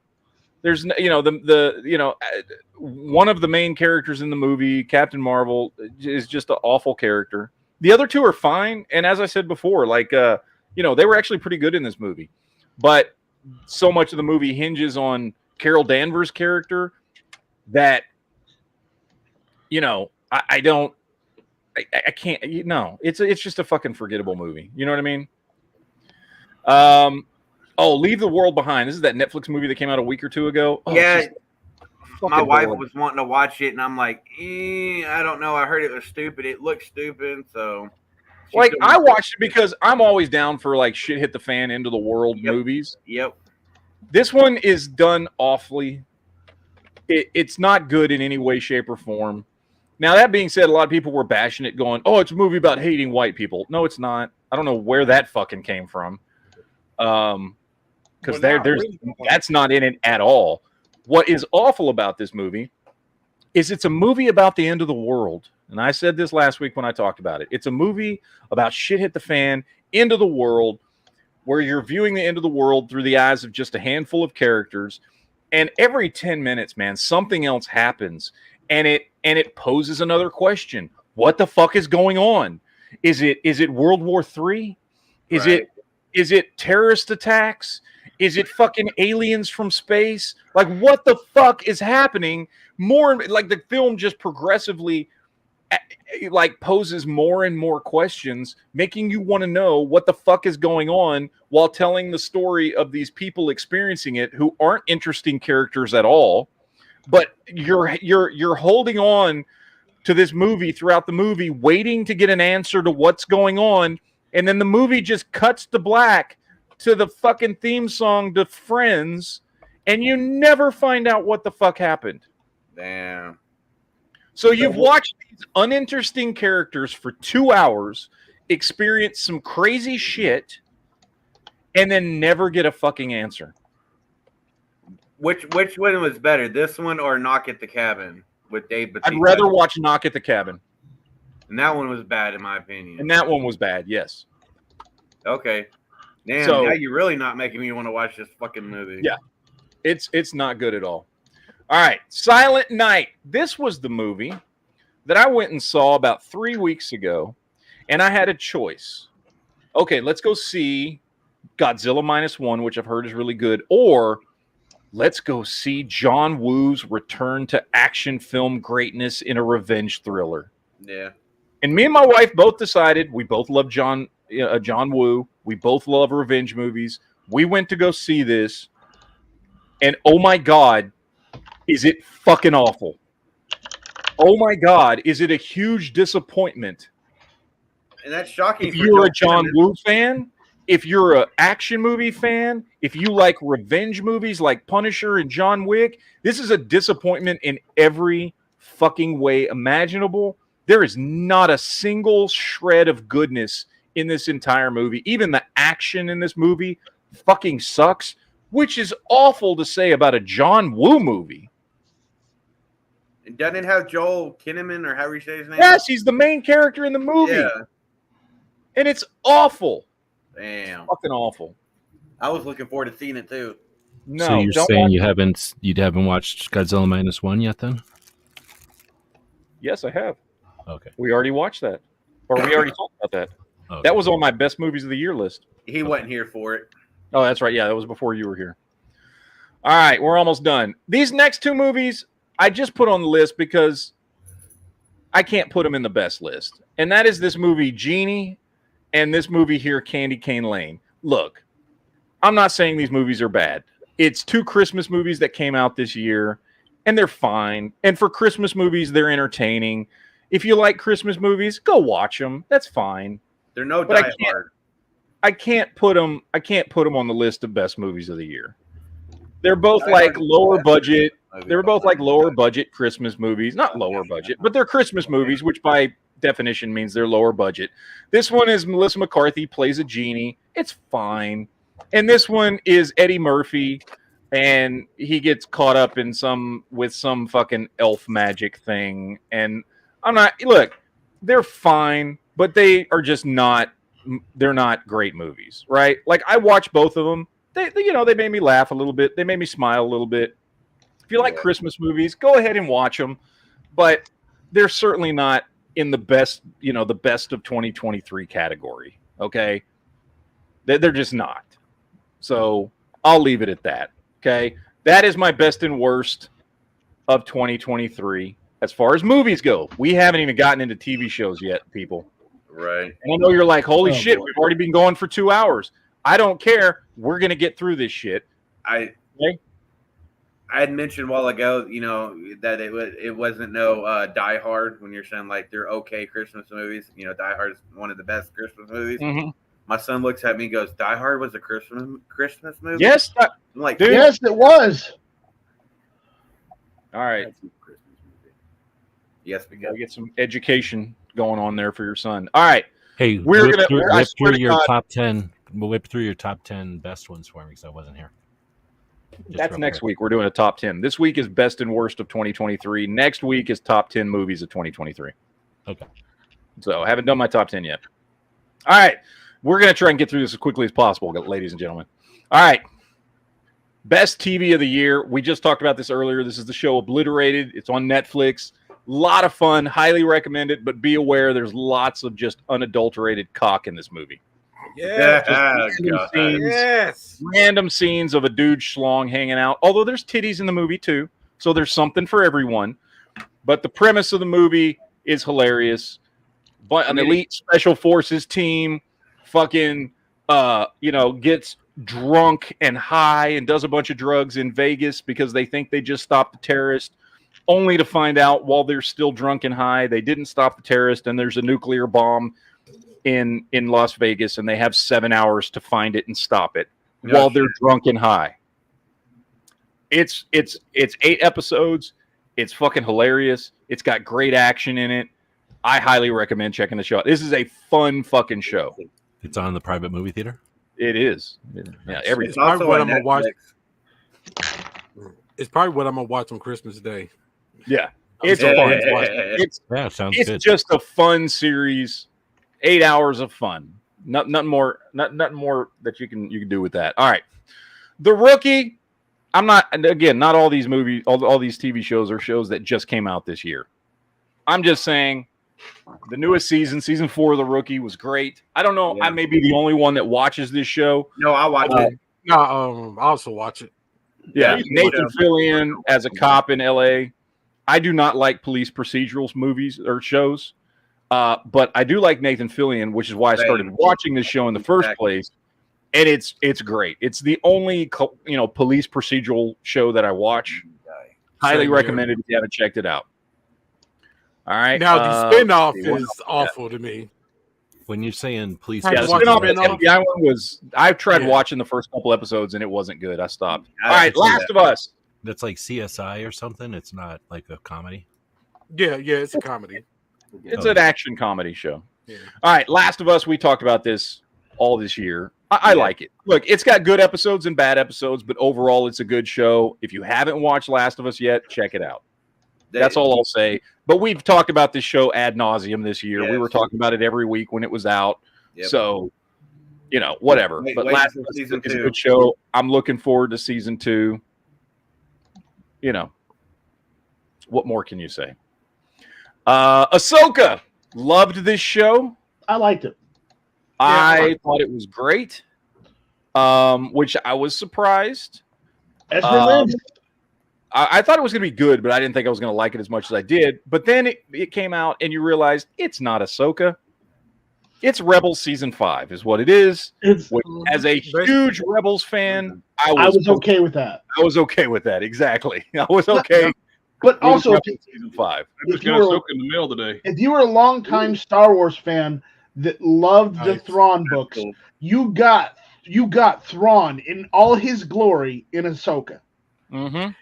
My son he said, was every bit what he was in the books in the series. My son said, "Don't get mad," but Ahsoka was better when it was animated. No, I agree. Yeah, I like the animated stuff better. Yeah, absolutely. Yeah. Well, you don't have the limitations of physics in animation. Yeah, right. No, I look. I mean, I love Clone Wars and Rebels. They're awesome shows. And Ahsoka was not as good as Clone Wars or Rebels, but again, it was also just one season, and it just started up. And so I'm looking forward to season 2. And I still thought it was great. I still loved it. I don't like it as much as Rebels because, as I've said before, and this may be controversial, Rebels is my favorite Star Wars thing. Like, I like Rebels more than I like any of the other series. I like Rebels more than I like any of the movies. And some people who are hardcore Star Wars fans will get upset about that, and I get it. But I loved all 4 seasons of Rebels. I just wish they would have got someone better than Rosario Dawson to play Ahsoka. Yeah, me too. I think she was. I thought she did fine. Is she the best choice? They probably could have got somebody better, but I thought she still did a good job. Like the fighting scenes was kind of stiff with her in it. Yeah. It was definitely Hayden Christensen and what's his name didn't go through all the training like they did through like the prequels. Those are very acrobatic and very elaborate fight scenes. But goddamn, did I not smile that much as I have in a long time as when fucking Anakin showed up on screen, though. I tell you what, I fucking that episode where he showed up and was taking her through. What's the name of that place? I always blank on the name of that place. I blank on it too. I can't remember, but whatever that other spirit force realm place. The World Between Worlds or some shit. World Between Worlds. Thank you, Leo. That was just such a great fucking. I loved the shit out of that episode. So anyway, Ahsoka was great. Loved it. Definitely one of my best. We talked about it ad nauseum, but did we ever say how they were going to handle the character of Ray Stevenson? No, I assume they're just going to replace him, which makes sense. So, Poker Face, probably a series I'm the only one that's heard of. Where? I watched that one. That's pretty good. I liked it. Where this chick she's just really good at reading people and can tell when somebody's lying and is on the run from like a fucking casino mob boss in Vegas and is traveling across the country. And it's very formulaic where every town she goes to, there's a murder. And because she can tell when people are lying, she helps solve the murders. I like don't modern day or Murder, She Wrote. Yeah, kind of. I'm not a big fan of this chick. She's been around for a long time. It's the chick that used to be in all the American Pie movies and stuff. But it's actually really good. It's a good show. Crazy and homeless for a while. Probably. Seriously, she did. Yeah, maybe. I don't know. But the show was actually really good. I liked it. Very enjoyable. Citadel. This was on Amazon. It's kind of like a futuristic spy thriller. I did not know what to expect with this movie or with the show. I don't remember this one. But it was really good. Like, I really, really liked it. Me and my wife watched it. Who's in it? Very, very cool and entertaining. It's like a couple of spies who lose their memories because, they have a thing embedded in their, like, brain that if they ever get caught, it erases their memory so they don't remember who they are. That happened. Yeah, it did. Happened to you in Tulsa. But oh, snap. And then the show's about them trying to figure out who they were and solve some mystery or shit. It was really good. I give it 2 thumbs up. I liked it quite a bit. I'm looking forward to season 2, which I think it's getting a season 2. Who's the actors in it? That played in the TV show Quantico. Yeah. What's her face? Yeah. Something Chopra. Priyanka Chopra, I think. Weird. All right, Silo. This is a show that you have to be okay with slow burn sci-fi to watch. Because it's a slow burn. It's 10 episodes, and it's a mystery about some people that it's in the future, and apparently the world was made unlivable. So a bunch of people live in this huge underground bunker called the Silo, and they can't go out. And it starts with a murder, and this main chick is put in charge of trying to figure out, who done it, and it leads to all this stuff about the Silo and whether or not the Earth really is uninhabitable or not. It's a slow burn, so if you don't get into slow burn sci-fi, I get why you wouldn't like it. However, the story's really good, the acting's good. It's on my list. Yeah, it's I think it's worth watching. So What's the name of that first one again? which one? I don't know. I'm Citadel? Thing. No, first one. No. Oh, the first one? I don't know. I don't remember what we were even talking about now. Oh, Obliterated? Yeah, Obliterated. Yeah. All right, here's another one, House of the Fall of Usher, which is loosely based on the Edgar Allan Poe novel. It's a horror show. Mm-hmm. But what I don't mean, it's a horror show. I mean, it's literally a horror television show. On Netflix, it's the same dude. I forget this guy's name. Mike Flanagan. There you go. And he created Midnight Mass, House on the Haunting of Hill House, Doctor Sleep. Okay. Anyway, it's one of his shows. 10 episodes, really good. Really My wife well loved done. it. Highly recommend this one if you like scary shows. Monarch, Legacy of Monsters. This show to me started off slow and it gets better with every episode. Okay. It's on my Again, list. it's a slow burn show, kind of like Silo, but it picks up every episode, and I'm really, really liking it. I'm really, really digging it. It wasn't a slow burn for me. I was intrigued up until that one point. Oh yeah, we were talking about that earlier. Let's see. All right, Star Trek Picard Season 3. We're specifically talking about Season 3 because that's what came out this year. Phenomenal, fantastic. It is Star Trek The Next Generation Part 2. It is all the characters coming back and just giving you a feel-good dose of nostalgia.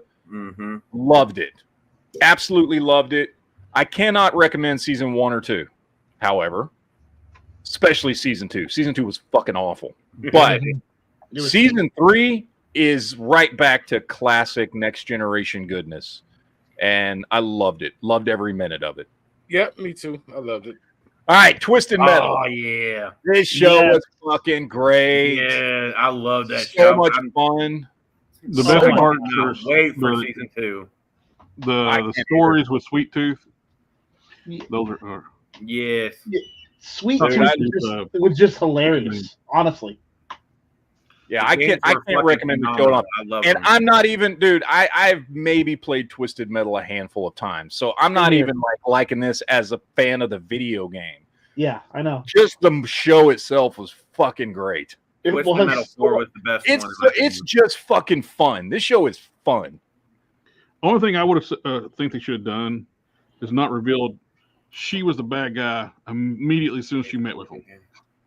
Let that drop. That's like, hey, let us have like be the mystery. We would have figured it out, of course, but yeah, they didn't have to make it pointed out absolutely as soon as she like talked him into doing the run for him. Then like, oh, she's the bad guy. Yeah. Yep. All right. Next up, we've got Percy Jackson and the Olympians. I put this on best of the year. We've only gotten 2 episodes so far. And I will say it is definitely geared towards kids. So there's no doubt about that. However, the first 2 episodes were really good. I liked them. Now, I don't know. I think it's because I watched them with my kids, but those 2 movies that came out, those Percy Jackson movies that came out like 10, 15 years ago, whenever the fuck it was, I like those movies. I like the story. You know, I'm also very big into Greek mythology, so that's probably why I like this type of stuff. Again, it is geared towards kids, so there's a lot of you out there may not like it. That's fine. But and again, it's only the first 2 episodes so far. But I did want to at least give it a little bit of a shout out because I thought the first 2 episodes were really good. So just keep that in mind. We don't have to talk much about it.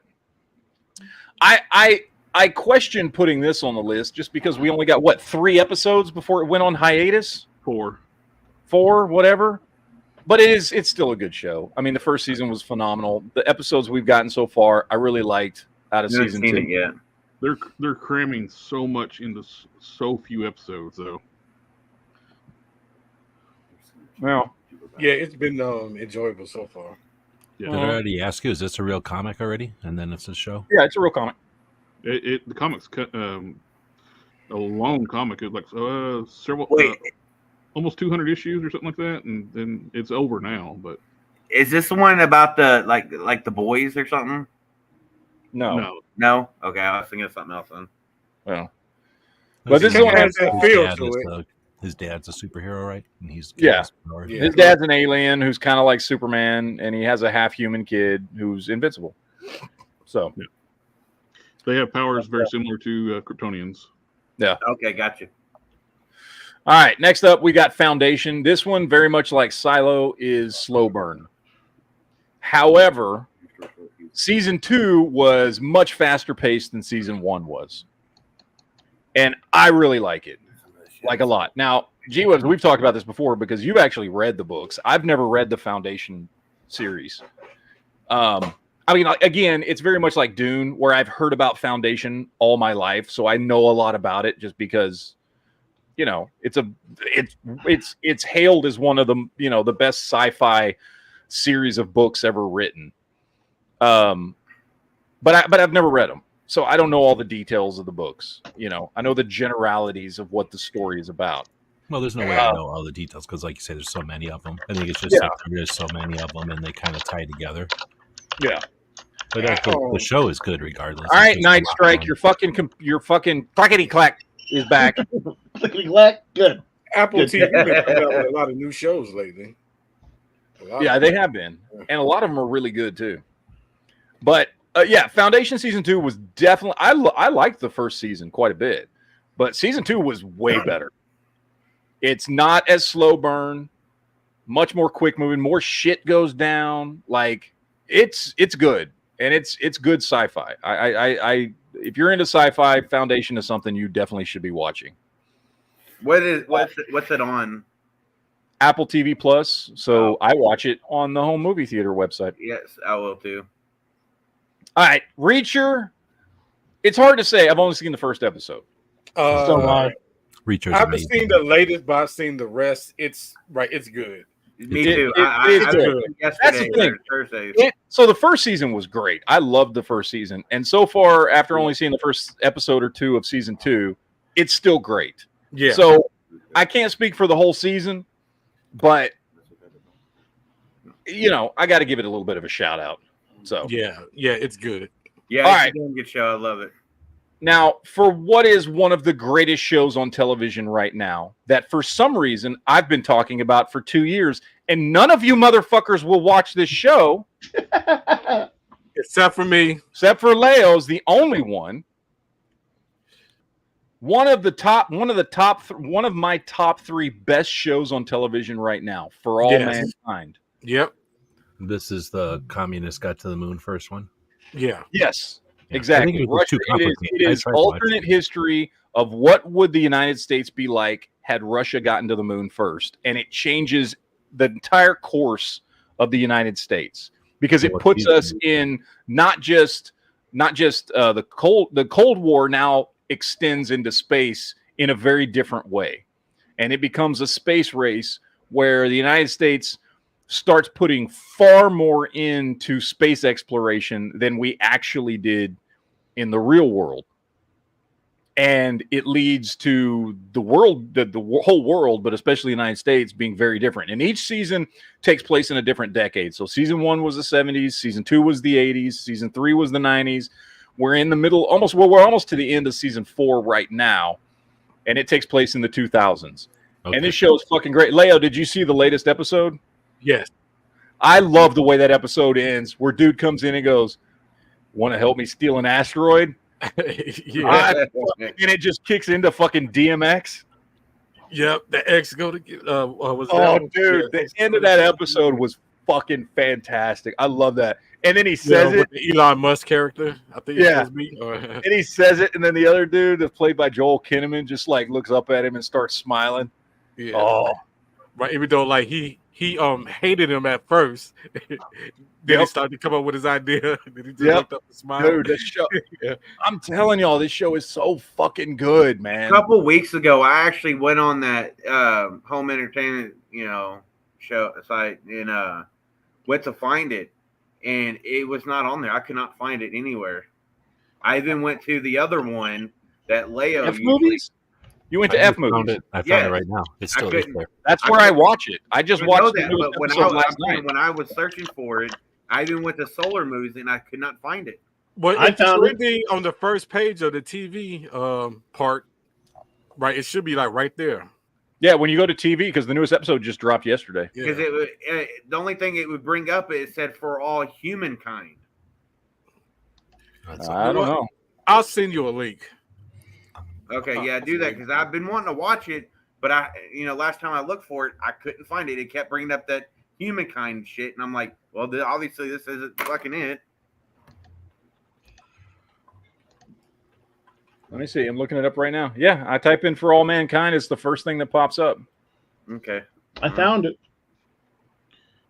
Oh, I can attest though. Sometimes the search won't find stuff they definitely have. Yeah. Yeah, just send it to me, Leo, on Discord if you can. I just put it in the private chat. Okay, all right. Oh, so did Leo. We both did. Look, you got it for F movies and Solar Movies right there. Gotcha. Yep. All right. It's the same one. I do want to watch it. So, and I'm telling you, one of the best shows, like right now, my top 3 television shows are For All Mankind, Yellowstone, and House of the Dragon. I think those When are we supposed to get more Yellowstone. Right. I was about to say, is Yellowstone still a thing? No, well, we haven't gotten any episodes this year, which is why it's not on my list. We haven't gotten any episodes since the end of last year. I know this. It's pissing me off. I know, me too. I So I don't know thought what that show's over. It's not No, over. it's not over. I know they had like a Kevin Costner and the showrunner don't like each other. Yeah. All right, let's get through this. Star Trek Strange New Worlds.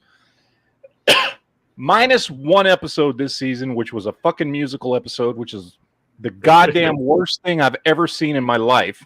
No Minus that, the show's really good. Just skip that episode. There's no reason to watch that episode ever. No one should ever watch it. It should never see the light of day. Outside of that, I really like Strange New Worlds because it very much goes back to like classic Star Trek. Which one is this one again? This is right after the Real Enterprise. This is the Enterprise right before Kirk takes over. So this is the captain. The Real Enterprise, Captain Pike. Yeah, this is Captain Pike, who was captain of the Enterprise before Kirk was. I think it's hilarious they're showing the episode you hate the most. I know.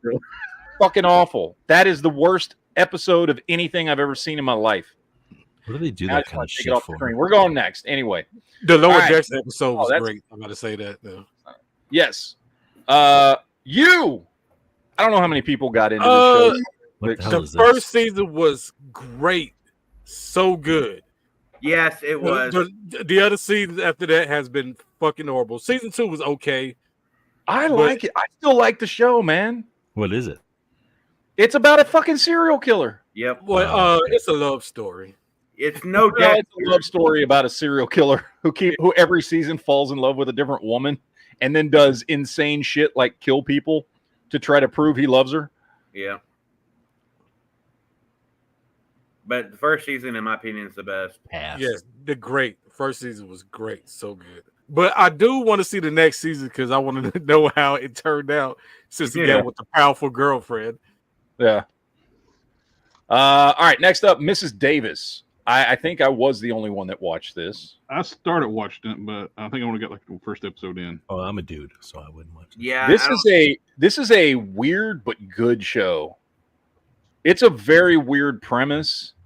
Oh, it's not where it takes place where I don't know if it's supposed to be the future or what, but she's like an ex like con man type of person or something, and she becomes a nun, like legitimately becomes a nun. And it takes place in a world where there's this AI called Mrs. Davis that now everybody wears this thing in their ear. And Mrs. Davis is this AI that just tries to make everybody happy. And she is determined to prove Mrs. Davis is evil because she blames Mrs. Davis for the death of her father. And then in the midst of all that, also for some reason, the Holy Grail is a real thing. And it is a weird fucking show that's actually really good. And I don't want to explain any more than that because anything else would be spoilers. No, that's good. That's good. I thought it would have been garbage, like drama or When it something. first starts out, too, it's like, am I watching the right show? Because it's like they're in like the Knights Templar time, the Crusades. Yeah, it's a weird fucking show, but it's good. I intend on watching the rest of it. I didn't watch the first episode and Yeah. So here's a little something weird. I typed it into the place, and it came up right, but it came up on the same page with Miss Columbo, and Mrs. Columbo is Janeway. I didn't know that. Catherine Janeway. Yep. I'm gonna be watching that now. Yep. 1979. Well, we already talked about Fall of the House of Usher. Never mind. And we talked about Silo. And we talked about it. I must have pulled some of these up multiple times. Oh, One Piece on Netflix. This was another good one this year. So good. It was. It was really good. It's And got me like I said, I know people, anime or is that there are Yeah, people like anime. me who've never watched the anime who loved it. There are people like Leo who have watched the anime that loved it. Like it seems to just appeal to everybody, whether you've watched the anime or not. Well, it's got me hyped to see to watch the Yu Yu Hakusho. Yeah, It's that one's also not the live action version. It's also an anime that's live action on Netflix. Yeah, but it's not good. I haven't seen this yet, but my No, boys it's been not. talking about it. Yeah, If you Matt- watch the Matt- anime or read the manga of Yu Yu Hakusho, you will not like the live action. Is this a Poco Ghibli show? Yes, Poco Ghibli show. Yeah, Poco Ghibli. All right, next up, Mandalorian season 3. Loved it. Did not like it. No. Leo doesn't like anything. Always going to be some haters out there. I liked it a lot, man. I I loved can't it. even remember it anymore. Is this the one that ends where they all get team up? You know and why Leo didn't like fight it? at the end? Why? He's an Imperial. Black Saber and stuff. Yeah, that was the reason. This is the one that ends where basically in the end, Mando get and together. and Grogu like settle down and they finally defeated everybody. And it kind of felt like the end of the series. Oh, It was it's- more It's definitely the end of Tan the story. focused for me. It's definitely his main story is over. He may Yeah. show up later on and other things. Yeah. But From it's not gonna from be- what I've heard, they may do more seasons because apparently they'd be stupid not to. Well, he didn't re-up his contract, so the No. show was set up for Bo-Katan to be the continuation of the story. No, I'm just saying they may do more Mandalorian, not necessarily that one. Right. I do want to see what happens when Sabine goes back to Mandalore and how that's gonna turn out. Yeah. Well, that's gonna all be like fucking Ahsoka season 2. Yeah, They that's where they really just need to change the name to Rebels because that's what it is. they should. It's what the show is. It's Rebels. Yeah. But all right, Ted Lasso season 3. I loved this show. I know a lot of people didn't like season 3 as much. I did. I thought it was good, and I thought it was a good Right. ending show. I'm heading out. Take it easy. You start Yeah, I talking like about soccer, and Light Strike don't like it. I don't even like fucking soccer, but the show's good. I hate all sports, and I like that show. Yeah. So that's a good one for me. Loki season 2, fucking great. Loved it. Loved this show. I liked the first season. I loved the first season. And the second season was just as good. In some ways, even better than the first season. I think Do you the second need to watch season- this show in order to watch the movies better or anything, or is it? I don't know yet. I don't know because I don't know at this point in the movies. Nothing going on in Loki has affected the movies yet. Okay. The style of season 2 I think is different to where the first one you could easily wait to watch week to week and watch your episodes. Season Yes. 2 I think you really need to binge it. It's like one long binge watchable story. Like you Is it need over already? you really like each episode is not a complete story. Is it over already? Like you can watch season Yeah, 2? it's over. You can watch the whole thing. Yeah. Okay, right. It's a good thing because I've been The worst part I haven't about seen it season- yet. The worst part about this season is Sylvie's haircut. Yeah, it's awful. I don't know who told her that was a good look. It is awful. All right. Hunters season 2. We finally got a season 2 after like 2 years or some shit. And it was the final season. The only 2 seasons to Hunters. And it was done well. And I loved it. Season 2 was great. And it ended well. And I don't know really how to explain this show. It's like people in the 70s hunting Nazis that have survived after World War II. Okay. Like, I missed that. yeah, That's on it's like, season 2, you're like saying? it's the Nazis that got away after World War II and went to Argentina or whatever and are in hiding, things like that. And it's a group of people who either were affected by World War II or had family that were affected by World War II or whatever. There's definite spoilers in this show, so I'm not going to tell you too much about it. And it takes place in the 70s, and it's really fucking good. It's a great show, and it's 2 seasons, complete story in 2 seasons. It doesn't end on a cliffhanger or anything like that. Highly recommend 2 thumbs up. All right, Sweet Home Alabama. No, not Alabama. I still have. I'm almost done, but I haven't finished season 2 yet. I haven't even watched season 2 yet. I watched like the first episode. That's it. I haven't finished it, but the show is so good and it's on Netflix, and you should binge watch it and enjoy it because it's great. Yes, it's fucking great. We need to force Duke to watch this. Subtitles, I pass. What is No, it? it's Like English. Twilight No, it's Zone, English dub, It's dubbed. Oh, okay. Right. Okay, it's a dub. Okay. but it's really good. You'll enjoy it. Yeah. What is it? What is it? How do you explain this show without giving away Like spoilers? horror? Basically, it's like one day something, we don't know what, but something causes people to start mutating into. Basically, there are no 2 people that mutate into the same thing. Like everybody mutates into something different, some sort of monster type thing. Horror or sci-fi? It's like a mix between Resident Evil and Walking Dead. Okay. Kind of, yeah. Season 1 is more Resident Evil-ish. Season 2 is more Walking Dead-ish. Okay. Yeah. Yeah, except they're not zombies. They're like monsters, and each monster is different and has different like powers, or not really powers. It's a natural phenomenon that they don't understand what's causing things that people to mutate. Yeah. So, fantastic show. All right. Lastly, out of all my best of 2023, Wednesday. Oh yeah. Loved it. Great Yeah. show. Loved it. Waiting for 2. Yeah. It was really good. Great job. Loved it. But anyway. Will season All 2 right. be called No Thursday? From? What? Will No season 2 From be on called there? Thursday? No what? The show From. Oh, From? Yeah, I'm going to be honest. I forgot about it. And now that I'm thinking about it, I didn't really like season 2 that much. Season 1 was way better than season 2. I give you that, but it explains a little more and leaves you, with questions and stuff. Wanting to And watch plus, like, 3. And then the last season of Cobra Kai came out on New Year's Day, right? Was it this year? Yeah, I thought think it was last New year. Year's Day, wasn't it? Okay, well, I didn't It include was it. so at the beginning. I think I'm not sure. I didn't include it because I didn't remember it coming out this year. Maybe it did. I don't know.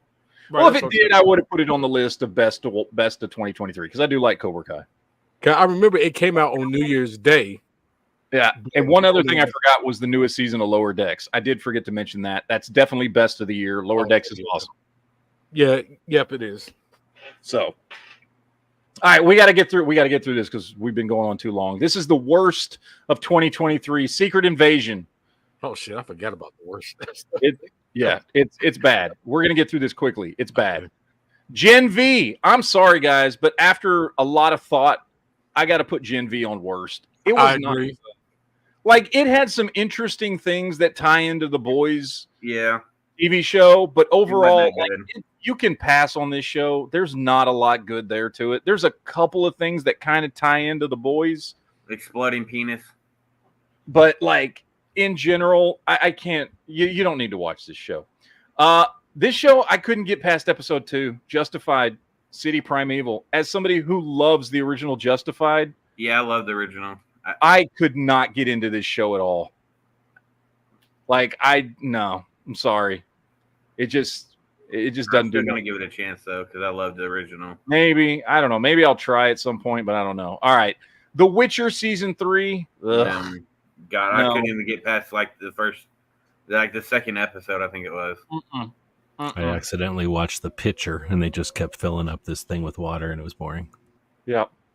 Yeah. Walking Dead, Daryl Dixon. Again, That's such a disappointment. I know. Wasn't good, man. Just wasn't good. Was that like before The Walking Dead, or was that after everything else? It's after. Yeah, it's after everything. All right. What may be the worst show of the year, hands down, is Gotham Knights on the CW. Holy hell, was this an awful piece of shit. I got one episode in and was like, oh, God, no. And I think everybody agreed. Wasn't because the woke show enough. was promptly canceled. It didn't even get a full season. Damn. Yeah. That's It was bad. fucking awful. And it's supposed to be about all these characters in Gotham and all. Like, no. Fuck no. Horrible show. Finally, a show This about show- where Batman goes away and all a bunch of moody Yeah, kids take over. I got 3/4 through and fell asleep because I was bored. Yeah. About half to 3/4. It was bad. All right. Fubar. This was a disappointment to me because it was like, Arnold Schwarzenegger coming back to do an action comedy. It's not good, people. No. It sucks. It's He has awful. a Yeah, lot. it's, He's not always good. Yeah. Well, isn't FUBAR a term for something sucking anyway? Yeah, it is. It Fucked was up named beyond all appropriately. recognition. Exactly. Mm-hmm. All right. Walking Dead, Dead City. Even worse than Daryl Dixon. Damn. Walking Dead, Dead City was awful. You Nobody remember how should we watch- hyped these shows up wanting to watch them because when Yep. they first announced them, we were like, fuck yes. And then they come out and they suck. Oh, by the way, last season of Cobra Kai was last year, late last year. Okay, so it was last year. Okay, that's what I Yeah, thought. okay. Yeah. Another show that I was looking forward to because I love the original, and that's Frasier. I fucking loved Frasier back in the God, it 90s was and so 2000s. fucking horrible watching a laugh track. I felt like a fucking weird. And I tried watching this new show. I think I got through 2 episodes, and it's I couldn't. awful. The laugh track was killing me. I fucking could not It watch is it. It's fucking horrible. So bad. So bad. It just shits on everything Frasier was, honestly. So, yeah, no. Horrible, horrible, horrible. Also, My Adventures with Superman. Okay, I didn't hate the show, but at the same time, there's just nothing really good about it. Like, it's not offensively bad. Well, it's the same people that made the Gay She-Ra show. Okay, well, I mean, I don't know. I never watched that, but it's just it like there's nothing like it doesn't like shit on the Superman mythos or anything, but at the same time, there's just nothing really good about it. The episodes are all pretty fucking boring. All the villains that he fights are all pretty fucking boring and bland. And they do like the modern trope too, like Lois getting pissed off, finds out he was hiding that he was Superman, and Yeah, she finds out way too early before that he's Superman. It's just there's not much good here. Beacon 23. I don't even know what this show's about. I got through 2 episodes and was so fucking bored. And it's got Lena Headey in it from like fucking Game of Thrones, and it's sci-fi and all this shit. Maybe I should give it a chance and try and watch it again, but I don't want to. I really don't want to. If the first episodes are anything to judge this show by, it's not good. almost looks like they might have been using some dark matter sets. Maybe they might have. I don't know, but it's not good at all. So, Is that Anthony Mackie? No, it's not Anthony Mackie.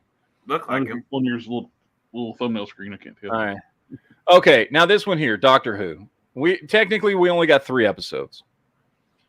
And out of 3 episodes, 1 is just blatantly woke trash awful. 1 is kind of boring and 1 is okay. So I can't recommend this. Like, and I, as a huge Doctor Who fan, specifically of David Tennant Doctor Who, this should have been geared towards me. The problem was it wasn't. This was not geared towards fans at all. Doctor Who died when that episode of Peter Capaldi when he was in the Time Lord prison where he died a billion times. Yeah, that's it. He died. It's not something I can recommend at all. So it's horrible. And then lastly, the newest season of Black Mirror. I've liked Black Mirror. It does have occasionally some episodes that aren't great, but in general, I've liked Black Mirror. This newest season, there was not a single good episode in the entire season. Every episode was either boring or just straight up bad. Damn. Every single episode. And there was nothing memorable about any of the episodes. This new season sucked.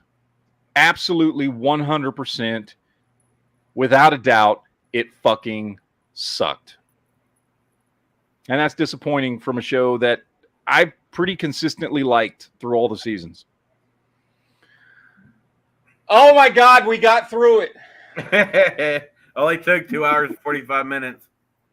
Holy shit. I should have broken this up into like two podcasts, 2 episodes, because oh my God. It's fine. It's fine. Coming up on the holidays. I should have done one best and worst TV, one best and worst movie. I tried to do all in one episode.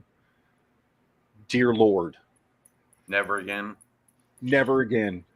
Never again. Okay, ladies and gentlemen, I'm sorry, but we got to cut this one off. I haven't even eaten dinner yet. It went long enough where I was able to finish up all the dry brushing on Corey's bike. Well, there you go. See? Yeah. I ate so much macaroni and cheese while we were talking right now. Holy moly. Shit, I ate pretty good. I could go for some mac and cheese. I might make mac and cheese. Thank you, G-Webs. I made a pork chop smothered in brown gravy over a bed of rice. Holy shit. I've got to go eat, ladies and gentlemen. Thank you for everybody. There's only like 78 people here still watching. Thanks for all the recommendations. I got like 7 things to watch now. Thank you for sticking with us, but we went like almost an hour over, and it took a long time to get through this. Next week, we will just be doing our top 10 movies of 2023. So it'll be a simple listicle next week, next season, next whatever the fuck it is. But we're gonna get out of here. I will not see you guys probably until next Wednesday. Reason being is because I mean, I don't know. We'll see. I might do a Christmas show. I don't know. It depends on what's going on with family. We'll see. But I'm not guaranteeing I will do a show on Monday night. Okay, because it is Christmas Day, and I might be at family's house and stuff. I don't know how long we're gonna be there. If I do, cool. I'll see you guys on Monday. Otherwise, I won't see you guys on the NEA channel until Wednesday. So we'll see. I'm gonna play it by ear. If I'm home and I can do a show on Christmas Day, then I will do a show on Christmas Day. But don't expect it, is what I'm saying. Okay. As far as on the Geek Fusion channel, I got videos that I've got to make live. I meant to make one live go yesterday and today, and I forgot because I've been out Christmas shopping and work and all this other stuff, and I just forgot to. And they're loaded. They're already on the channel. I just forgot to click go live. You know, I didn't do that. So I'll get some videos out because I think I only posted one video this week. That's my bad. Sorry, guys. I procrastinated. Still didn't do my top 10 Marvel Legends thing. I've got most of it filmed. I got to do the voiceover stuff for it. But anyway, that is it, guys. We're gonna get out of here. We will see you guys next week for more Weekend Geek. Hope you guys enjoy your weekend and enjoy your fucking Christmas with your family. Yep. Have some fun. Just enjoy it. All right, guys. But we're gonna get out of here. Minutes. Next time. Take it easy. All that good stuff. Deuces, yo, and Merry Christmas. We'll see you guys later. Stay geeky.